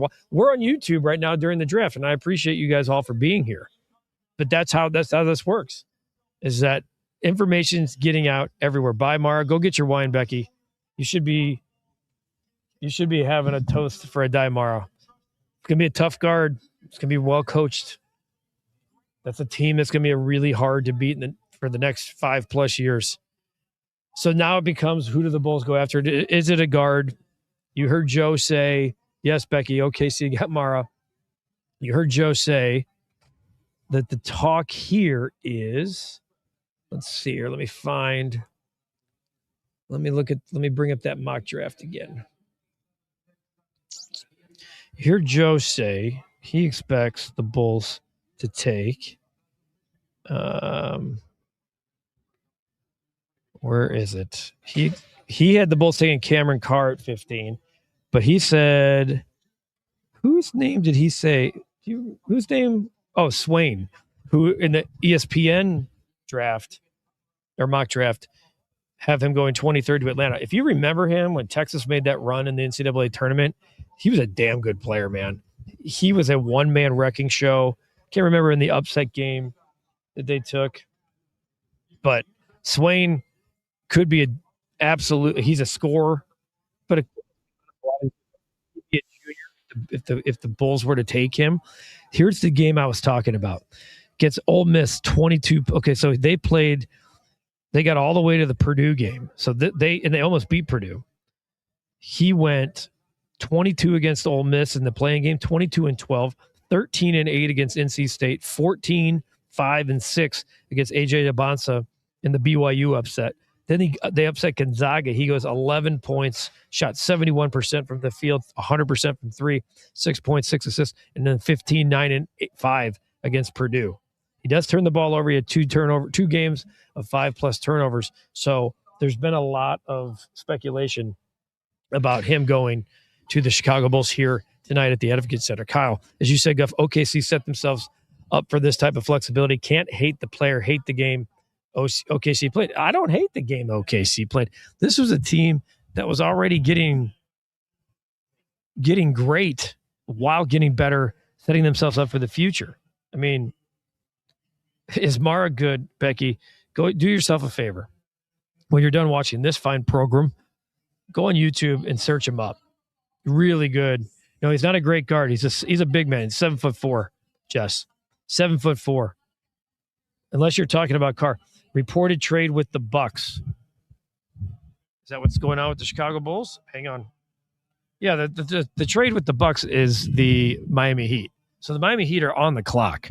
But this is a part of the trade that happened last night with Giannis going to South Beach. The Blackhawks also in the news making a trade tonight, getting a left winger and a left defenseman, Bowen Byram and Jordan Greenway from the Buffalo Sabres, sending some draft. So the Hawks just traded their number 4 overall pick. So there's a lot going on. Everybody's getting involved in the show. Yeah, this is what. Look at Caleb. Now it's time to see red. This guy just knows what to say. In his interview, Caleb looks like on the radio for Sirius said, "Now it's time to see red." This guy already winning with the fan base. Yeah, chaos in Chicago. The Blackhawks are making trades. We got 2 baseball teams playing. We got a starting pitcher being carted off. What the hell is going on? PCA homered again. I mean, yes. How many is that today? I think he's just got 1 today. Meanwhile, what's going on with Sean Burke? 6 1/3, 6 strikeouts. Sean New come in. This is really good stuff here, folks. A lot going on. All right, our guy's back. He's sneaking one in. Back. Swain momentum's building. Swain momentum is building. So I just went over his game log because I'm going to go with the momentum that is building. And I just went through. In the tournament, I remember a couple of his games late in the game. He had the ball in his hands and was just cutthroat. Yeah. Cutthroat dude. Junior, older player. It's funny that we have to say a junior's an older player. Yeah. But tournament experience, they beat the Bonsa, knocked them out of the tournament, almost beat Purdue. So beat Gonzaga, and the kid had 20. Here's his tournament resume: 22-12, 13-8-4, 14-5-6, 11-6-6, 15-9-5. A little turnover happy at times. Yeah. I'm sorry. I'm going through texts. There's nothing to be. This is why we got him, folks. He's the best. Look at him. He's Joe Schefter over here. LeBaron Philon. Keep an eye on that. Okay. Let's pull him up. Alabama guard. Yep. If they go guard, Philon could be the guy. Still think Philon, Cameron Carr's in play. Cameron Carr still in play. Where did I just see Philon? Let me pull him up. So in a mock, in the ESPN mock, he's 21 to the Pistons. Yeah, Here. I've seen him as high as. It says consideration all over the board. Milwaukee and Chicago thought to have interest as well. Yeah, keep an eye on Philon. Surprised that the Mara pick to No. OKC. Yeah, that's Rich get richer. Yeah, they're basically saying, okay, we need another body for Wemby. We got Chet, who kind of came up a little short at times, and I know Chet. That was not him. He's a competitive dude. People look at his frame and the way he's built and want to judge him. He feels worse about it than anybody can imagine, that he feels like he came up short. So he will bounce back from that. And now they got another body to throw it at Wemby. So I think they saw, okay, New York had Mitchell Robinson and Cat for a couple quarters, the first couple games before Cat did what Cat did and hid. But you got to play with physicality and Wemby's not a finished product. But it's a great pick for OKC, who just say, okay, what cost us? The alien? Well, we got our own alien. He's not as skilled. He's not, but the height's there. And we're not going to be putting Caruso on you in the post like we had to in game one. Yeah, jeez. Yeah. So, because we couldn't get Chet in foul trouble. So, no, that pick completely makes sense. And you go back to the Golden State pick with the Axel. Who punches him first, Draymond or – because he does have an immature reputation. Oh, yeah. Draymond. Jimmy. He's off the board. Jimmy will punch you too. I think Draymond will want to be the first. I think it's a really good place for Yuxel to instantly have to grow up. I mean, he talked about the stuff with his mom with cancer and stuff. He's going to grow up real quick with just real life and the dudes around him. So that's a great spot for him because he's going to, you better be an adult there or you see what happens. They are not messing around. And he's a plug-and-play guy. So he's NBA ready. There's no development there. This isn't Noah Senge. This is get your ass in there and contribute. There's a couple of people here in the chat that they're like, I want to say mad about the playoff teams, like Rich, even the Warriors, but like mostly OKC. And I'm like, don't be mad. Credit them for playing chess while half the league was playing checkers. Folks, look at the yin and yang here. I used that line right before he sat down. Yeah, I said, that's why OKC. Let me get mad because they're smarter than our dumb organization. And most. This is going to Milwaukee. Nate Amons, there you go. So he's going to the Bucks. So you'll see a lot of Nate Amons. So he was projected to go to the Bucks at 10.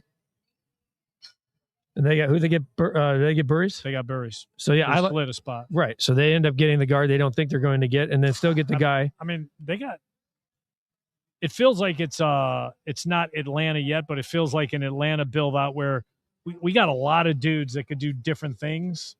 We just don't have the dude, and the hope is that Tyler Hero can go back to all-star form and Kasparis, who Illinois fans know really well.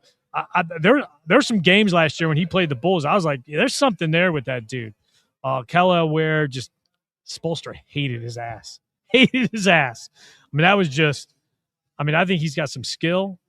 That's going to be an interesting team. They're nowhere close, but it's not as you don't replace Giannis, obviously, but they've done some nice things tonight. So you gave some names that the Bulls. We'll give those names again, that people, in case people are just joining us. The names that the Bulls are. Let's say there's smoke. Let's go smoke. Okay, so Cameron Carr, although I haven't heard his name that much tonight from the people I've talked to. LeBaron Philon is in play.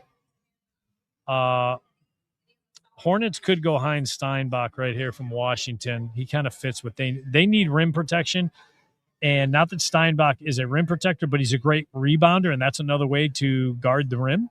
And Jaden Quintance would be like the crazy gamble where it's a ridiculous ceiling, but the floor scares me. But because Charlotte's got enough scores, he would have one job: you protect the rim. I just don't see him going at 14. So I'm going Steinbach there. I don't love Steinbach for the Bulls. No, I just don't. I want to bring up Phylon real quick in case he is the pick. I was at that Michigan-Alabama game. Okay.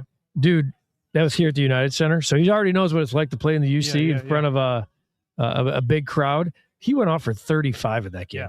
And absolutely, the first half was and he couldn't miss. He could have left last year and been a first-round pick. He would have gone very late first round. Some people were telling him second. So he went back to school for a year. And he was kind of criticized for that, which I didn't understand because it's like, I'm going to go get my Crimson Tide NIL money. If anyone's ever been to that campus, yeah, I have. Phenomenal. I'd stay there too. Fantastic. Tuscaloosa. Go to a football Saturday. I was at that LSU Alabama undefeated. You were at that game? I was at that game. The Sun-Times sent me down as a columnist. I covered the Big Ten for years. And Big Ten football, I mean, it's been great the last couple of years and stuff. But back then, Big Ten football, I was used to covering girls in sweatshirts and guys in, beer-stained, crappy outfits. I mean, dudes are wearing ties. The girls are all wearing sundresses and cowboy boots. The tailgate tents have chandeliers. I mean, I had never seen anything like it. Where? Tuscaloosa. You got to go. Says Katie, who is a Gamecock. She's an SEC girl, so she she knows. She knows. She thought it was her school we were talking about. She tuned us. We've been on for 91 minutes. She tuned us out 90 minutes ago. She heard sundresses and cowboy boots. She's like, where? I've been working. So, he got criticized for going back and making his NIL money, but more importantly, what a joke. I mean, that's where we are now. Improving his stock. Like you used to get criticized the other way for coming out too early. You're not ready. Now you get guys saying, I'm going to take another 3 schmil, move up 15 spots in the draft so I can take care of that too. So, yeah, I've got it right now. I've got it Phylon, Carr, and Swain. Well, it'll be interesting to see what happens right here with Steinbach, who. If it's one of these point guards, does that kind of tell me that Josh Giddey days are numbered? I mean, if it's Bennett Sturts from Iowa, is Josh packing? Josh is here, folks. Well, he didn't look. He looked happy. Like he's here to stay. He looked comfortable. Yeah, big smiles on his face. His foot's doing well. We can give that update. A little news update. Did you talk to him? Yeah, I talked to him. Yeah. This guy. Remember he did the podcast. I do. So every time I see him now, I do my Aussie accent, which is horrible. In case you want to hear it, go back and find, I don't know what episode that was. Went up season to him 2. I said, "Hello, Governor." And he just shakes his head and laughs. And then he looked at my phone to see if I still had the home button. I do. And then he gave you the update on his foot. And then I said, "How's the foot?" He said, "It's good. It's coming along. And everything's on schedule. Full go come August." So. Well, hopefully it's here. Yeah, I mean. Well, if you take a point guard here, you're not ready. You're in development. Exactly. You have that contract's movable. It's $25 million. And what a great situation to be in when you got a guy like Giddey, and for a guy you need to develop. Yeah, I mean this. You're not ready to compete this year. Why? I mean, now if someone comes to you, if there's an injury at the deadline, and someone needs a point guard that's a contending team, and they want to give you something for Josh Giddey that you feel, yeah, because we're not ready and this team's ready. Then you make the move, but you just don't do it just because he's not your guy like so many Bulls fans want to do. But at this point, there's no real need to trade him tonight. That would have happened if you were trying to move. Yeah, you're done. Up. Yeah. At this point, the Bulls are taking a pick. Somebody at 15. So we got Charlotte at 14. I had Steinbach going here. I think he just kind of fits. They need just kind of a big rebounding presence. He's not a pure shot blocker. He's actually more of kind of a 4-5, but offensively, my goodness, because he can stretch you, and I mean that team will be putting up some points. I like people are trying to name segments for you. They love the nuggets that you're coming up with. So we got the more you know with Joe. I think we got to tighten that up a little bit. I don't hate it though. Yeah. I like where people are trying to. I like it. We're trying to get little sub segments with Joe. All right, here's a pick.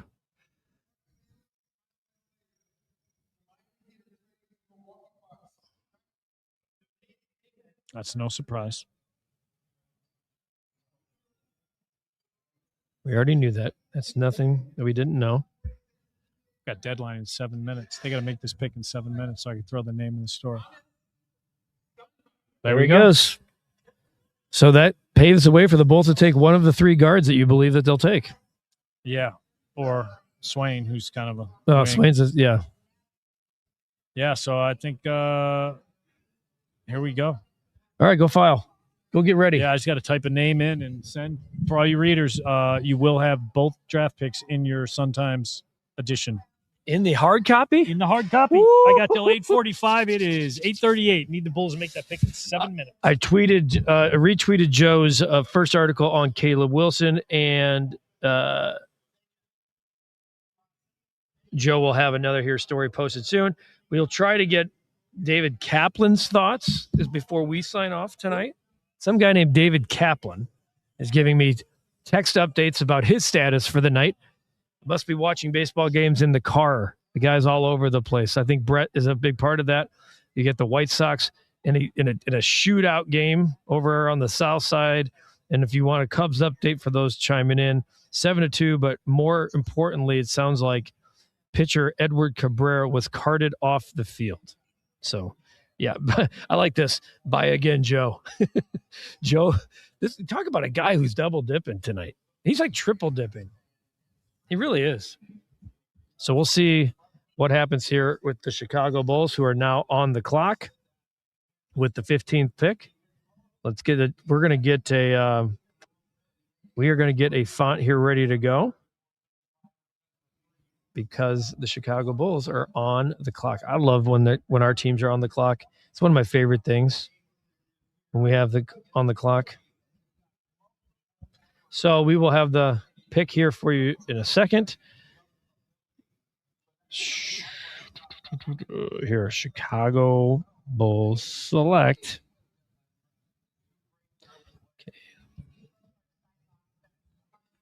Pick and blank with 15th. So if you're looking for you're like, oh, where's Joe Cowley? Oh, Joe Cowley is about to file a report here that will be in tomorrow's Sun Times for their pick. So can you send this link to Cap by chance, or do you need me to?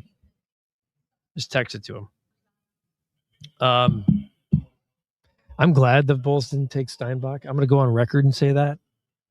I just don't think that that's a pick that would be very sexy in this town. And it's not somebody I don't think that they need at this particular. Jess is saying, give me Carr.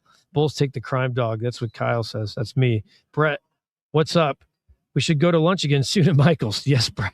We will make sure that we come at. Katie says hello too. We should make sure that we do. Dirk Nowitzki, having some audio issues here with Dirk. Chicago Bulls have enough guards, do they? I think you can see a guard here. Where's Jeremy? Katie needs backup out there. We got our guy. We got our guy. Jeremy is not here tonight. Brady is. Solid Snake says Giddey, Carr, Modest, Wilson, Nick is going to be a freaking nasty AF. That's assuming they take Carr. So, Bulls on the clock as the draft about hits the midpoint. We'll see what happens here. So here's what we're going to do. Here's the traffic for us here tonight at the Advocate Center. The Bulls will make their pick. Joe will file. We'll get Joe's thoughts. We'll bring in Cap, and then we will put a bow on this. And if the Bulls were to make a move, trade back in, do something, we would come back live at this point as well. So that's the plan here from the Advocate Center. The pick is in, so I'm assuming that we're going to find out on Twitter before we find out on the broadcast. So I have got the tweet ready to go here. So, yeah, the Blackhawks making moves. What a crazy. John Greenberg, we're about to enter a very confusing era for dads and father-in-laws in Chicago with Caleb Wilson and Caleb Williams. It is going to be some kind of fun.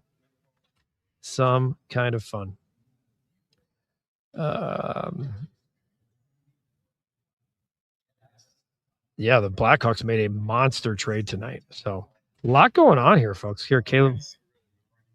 Here's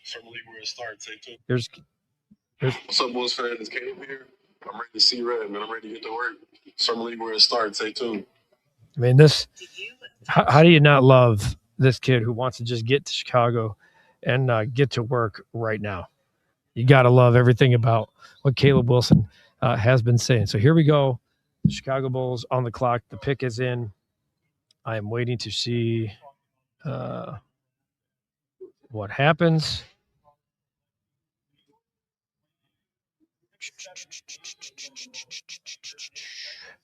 Let's take a look.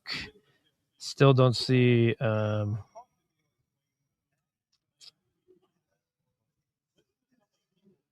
Okay.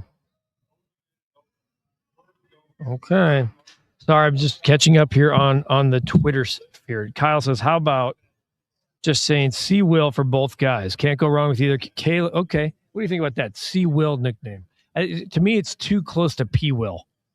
And I don't like it doesn't roll off the tongue the way we want it to, like Caleb does. So looking forward to seeing what this pick is so we can break it down. Here are the couple picks. Here's Phylon, who's from Alabama. This is his SEC tournament and then NCAA tournament breakdowns. 21 points, 4 assists, 28 points, 4 assists, 4 rebounds, 29, 8, and 7, 9, 6, and 12 against Texas Tech. An off night there where he shot just 16% and they still won by 25. And then they get in a loss to Michigan in the Sweet 16.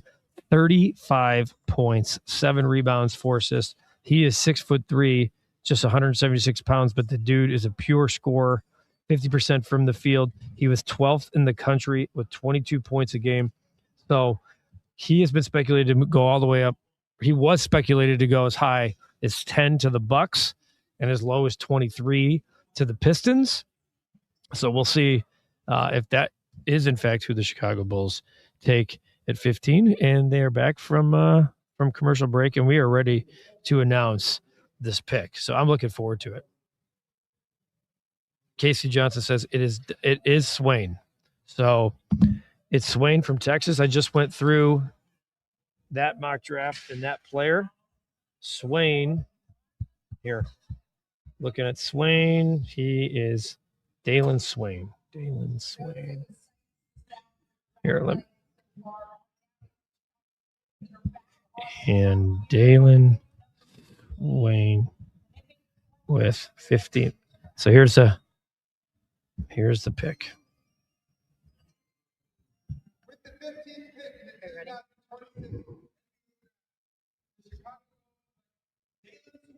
Dalen Swain. Look at Chuck. Chuck Swirsky's loving it. Of course, he's going to love the pick no matter what. Bulls select Caleb Wilson with the 4th pick and Dalen Swain with the 15th pick. Swain's from Texas. He's a forward. Here's the deal. The dude's a scorer. He had the ball in his hand a lot when it came down to the end of the game in the NCAA tournament on a run that Texas was a play-in team and made the tournament. Let me give you a little scouting report on Swain, a junior 6'7", 211-pound guard, much bigger guard, more of a 2 than a point guard. So he's definitely not a traditional point guard. Here's ESPN on Swain. His range starts around 17, ends in the early 20s. The lack of wings with a variety of skills in the middle tier of the draft works in his favor. There are still questions around his shooting. Teams view his ability to get downhill, and solid defensive upside is worth the long-term investment. If Atlanta targets a guard at 8, could grab a big wing here. Teams say many of these picks in the 20s are viewed as available, and they expect to see movement. Well, we haven't seen movement yet. They must really like Dalen Swain to take him at 15 and His 3-point shooting is the consistency. Here's Dalen Swain. I want to bring him up. Let me bring him up for you real quick. He's also listed at 6'8", 220. Pulling up his game logs here. So Dalen Swain, what are your thoughts on the pick of Dalen Swain, who is now a Chicago Bull, folks? Dalen Swain is a Chicago Bull. Let me get some of this. Here we go. A lot of room for growth is what the ESPN guys are saying. Hook 'em horns. I know some other people who are going to be really happy with this pick. You didn't want Phylon, so there you go. You just gave me PTSD guff, says Kyle. David Kaplan is entering the studio, so I'll get his thoughts here. Dalen Swain is the pick. Swain over Carr is a damn mistake. We'll see about that. Guys, and we'll get Joe Cowley's thoughts here in just a second. Cap is logging on. I'm going to get his thoughts on both picks. But Dalen Swain is the pick for the Bulls at 15. You heard me say they made a deep run in the NCAA tournament, and he was a big reason why. That guy was lights out for much of that tournament run, including one that they beat Gonzaga and AJ Zabansa in BYU. Let's bring in the Catman here, who's from his home up north, and Joe Cowley is posting to the Sun-Times, so he makes deadlines. So we'll get Joe back here in just a second. But there's my guy at the Catman. Cap, the Chicago Bulls have made 2 picks. There was no trade-ups. There was no real surprise at 4. They did the right thing by taking Caleb Wilson. They just took Dalen Swain. Some people could say it's a reach. If you like the player and you have conviction at 15, you take the player. What are your thoughts on the 2 picks the Bulls made? Yeah, I know that there are people mad they didn't take Carr. I could tell you, I confirmed earlier today, there was no chance they were taking Carr. They did not like him in this draft compared to other players. Phylon was a guy that they did like. They did look at trading up, but the price was exorbitant, and not to be able to move far enough really made no sense for the Chicago Bulls. So I love the Caleb Wilson pick. It's a no-brainer pick. You know me, I'm a huge, huge fan of Kevin Garnett. I've known him since he was 16 years old. I'm not telling you this kid's Kevin Garnett. I'm telling you he's that style player, and he plays with that type of tenacity and passion. And I think he's going to be a great player in terms of face of the franchise. And once he gets his perimeter game where he wants it, he's going to be an absolute monster. Yeah, I don't know if you heard or seen any of the quotes from his brief availability or his interview after he got selected, but he's saying all the right things. He wanted to be a Bull. It's the only workout he did. He wants to be great. If you look at the quote here on the screen cap, I'm hungry.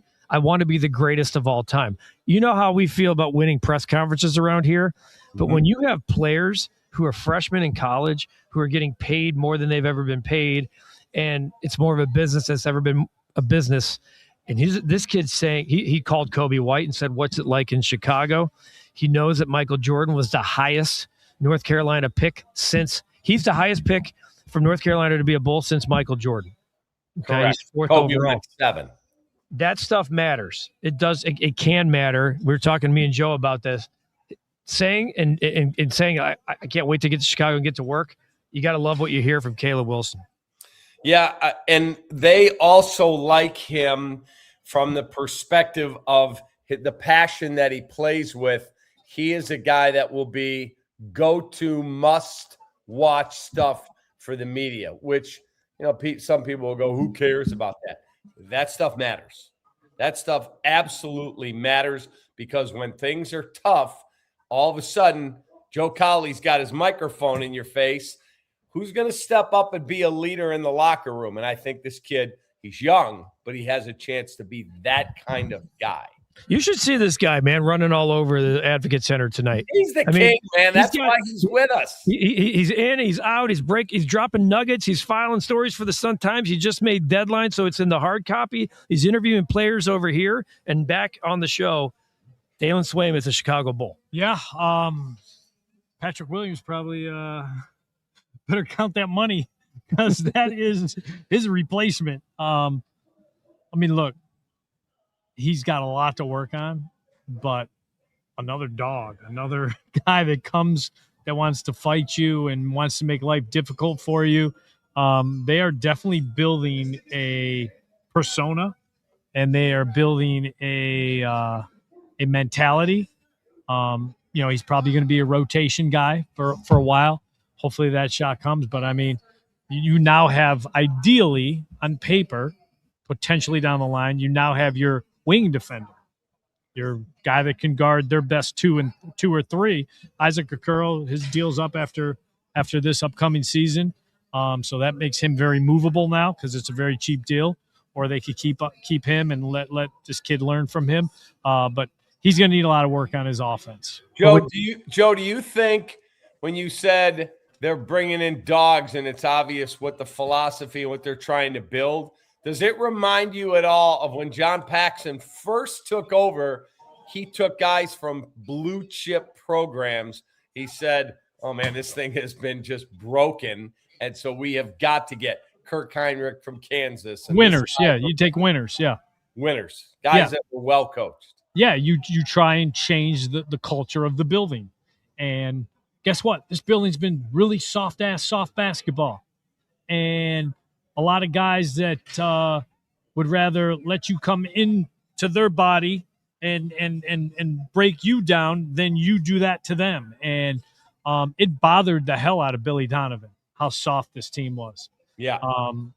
And how one-dimensional. It was a bunch of specialty guys.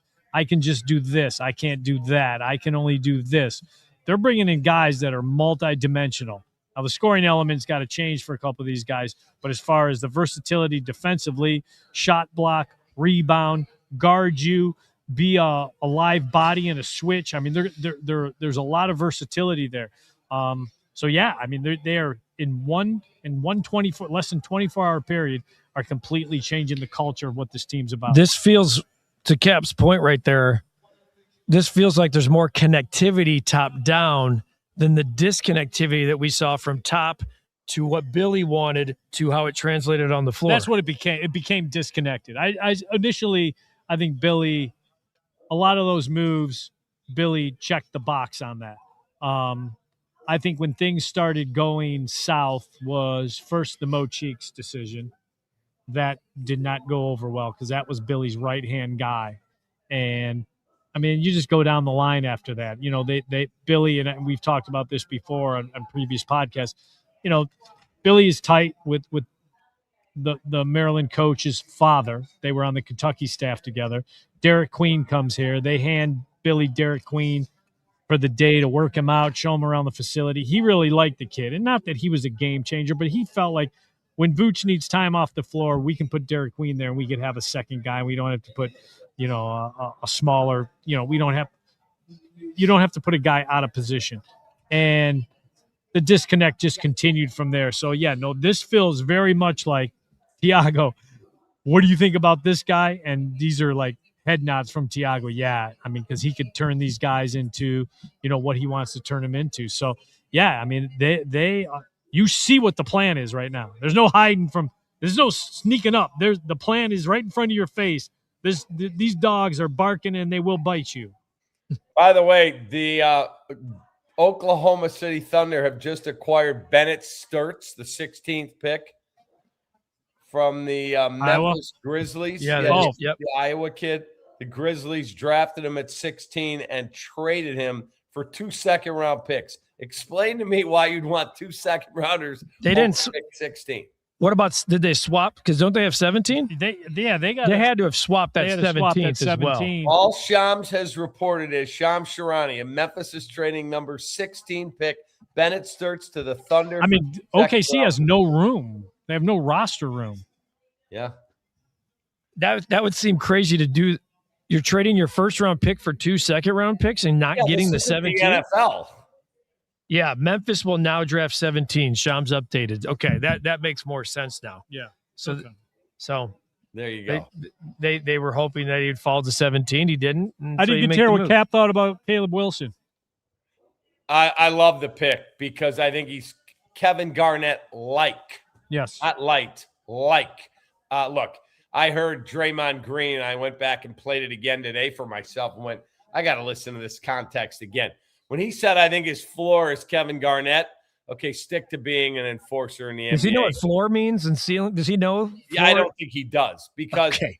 Kevin Garnett's His one of the floor? best players in the history I of the speak sport. Draymond. I know what he meant.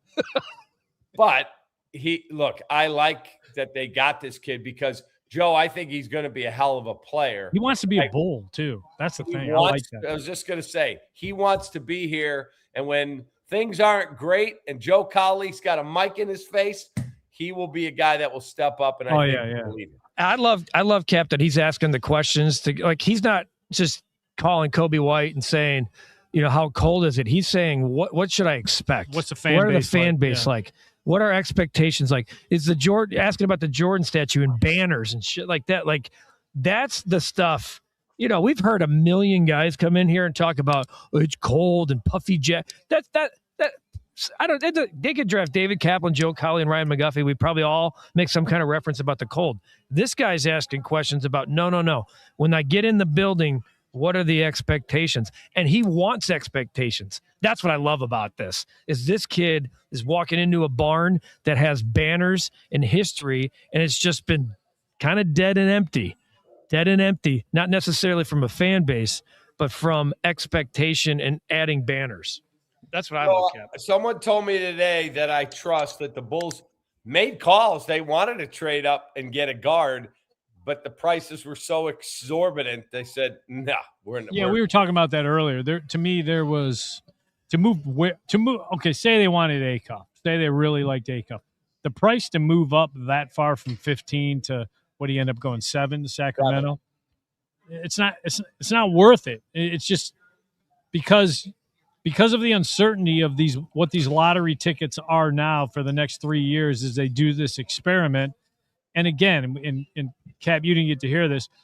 The 27, 28 classes are really getting put through the ringer. Keep an eye on the 27 class. I'm not saying it's going to end up being very good, but it's showing some life with what these dudes do. I watch what these dudes do in the summer, and some of these dudes, some of these incoming freshmen, Jordan Smith Jr., guys like that, keep an eye on some of these guys. This 27 class might take shape where, hey, if you're the Bulls and you finish with the 6th worst record or 8th worst record or 10th worst record, you still have just as good a chance to get number 1 as 4. So, the lottery, the days of trading draft picks, that's going to be tough to do with this system. Are you surprised they didn't take LeBaron Philon? Those were the two names, Casey Johnson and myself and Joel. Those were the two names we had it down as Swain and Philon. No, I think they believe in Josh. They believe in Trey. And again, this thing is believe in Josh. I don't think I agree there. I think he was here tonight. Yeah, it was cool. There's multiple players here tonight. I don't know if I've never seen Josh Giddey come to a draft night because he's usually in Australia. We were talking about it, Cap, like the buzz in this building from an organizational standpoint. These guys are excited. People are smiling.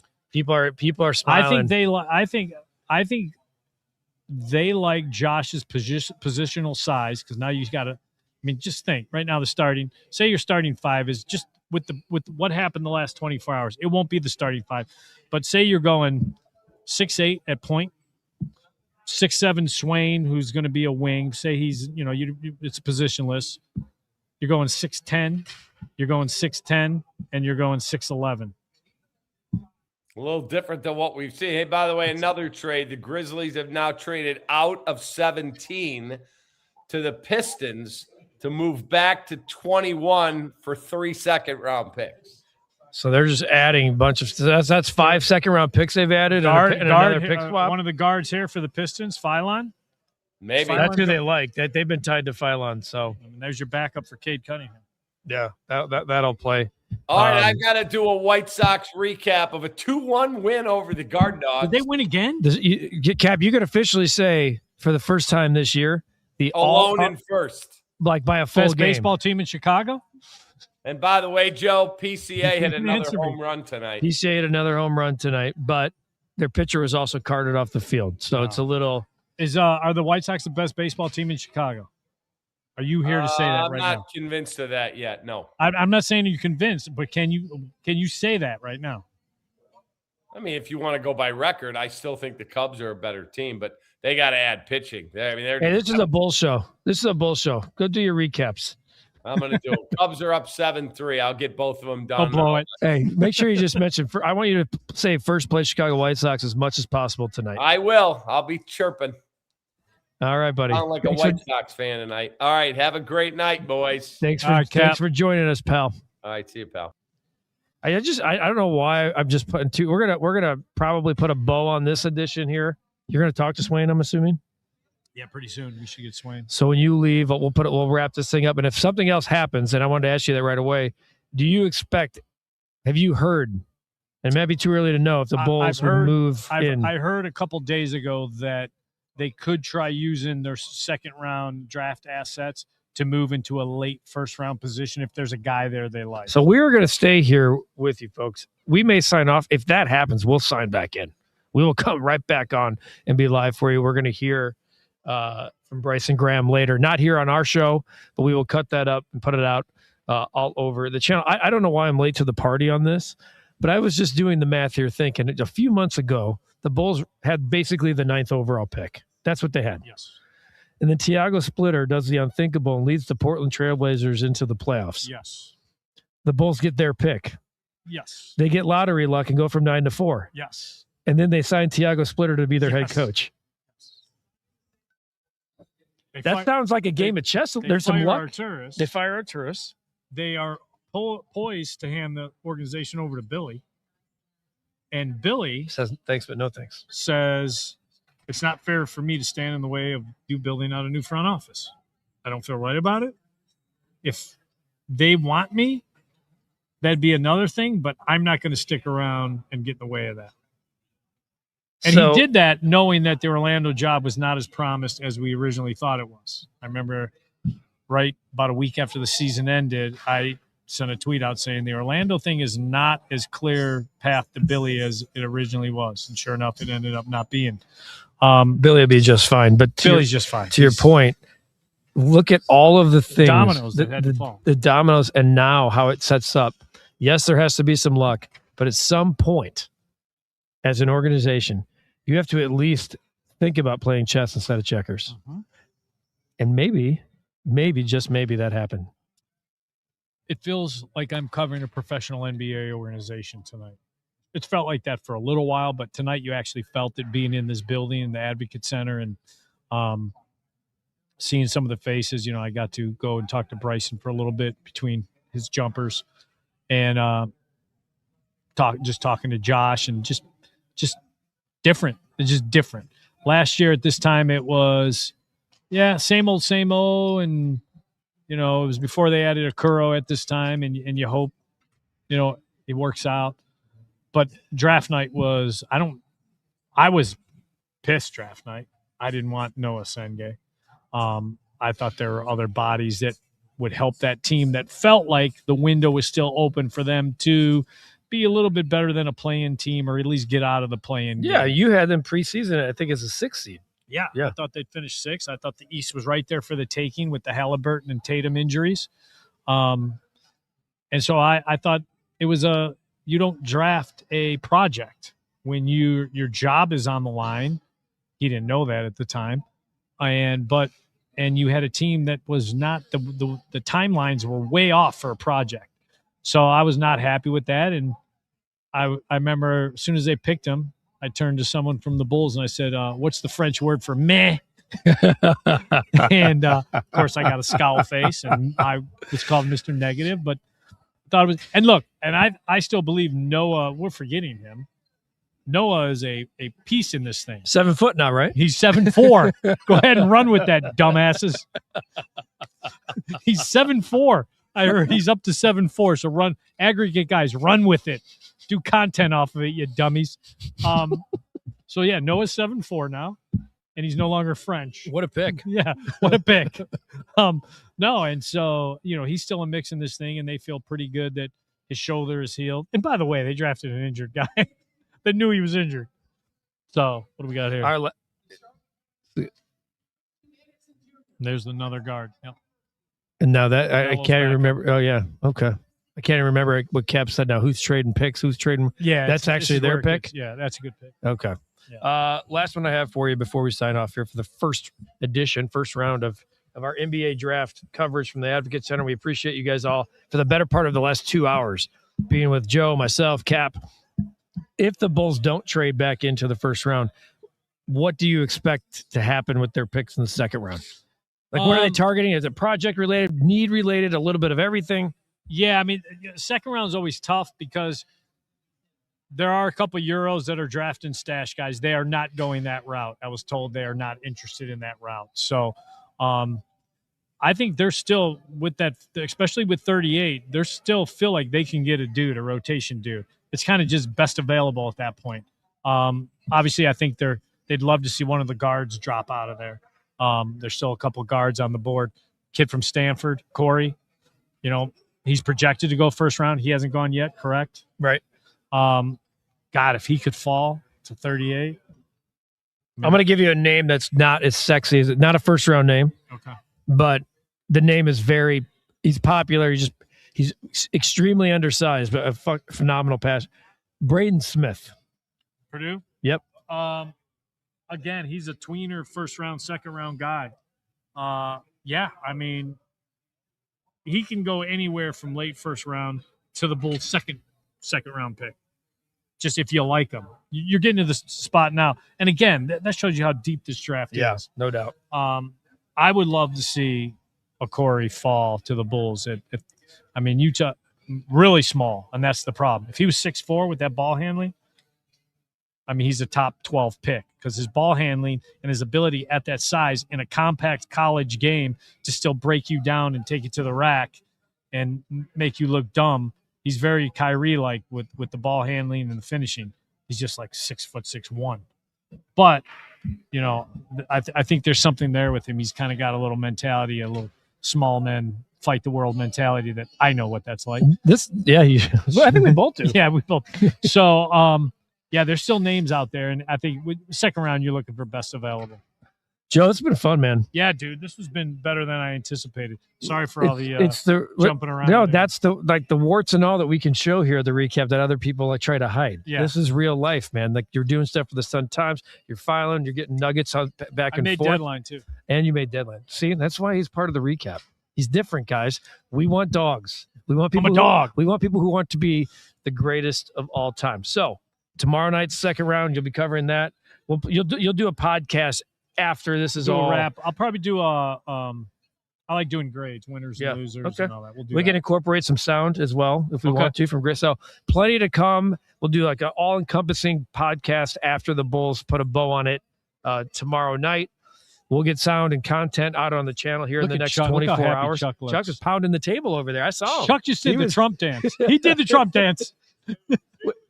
If Swain was the one that really got the reaction. Yeah, Chuck's happy. Yeah, Christmas in June, Chuck?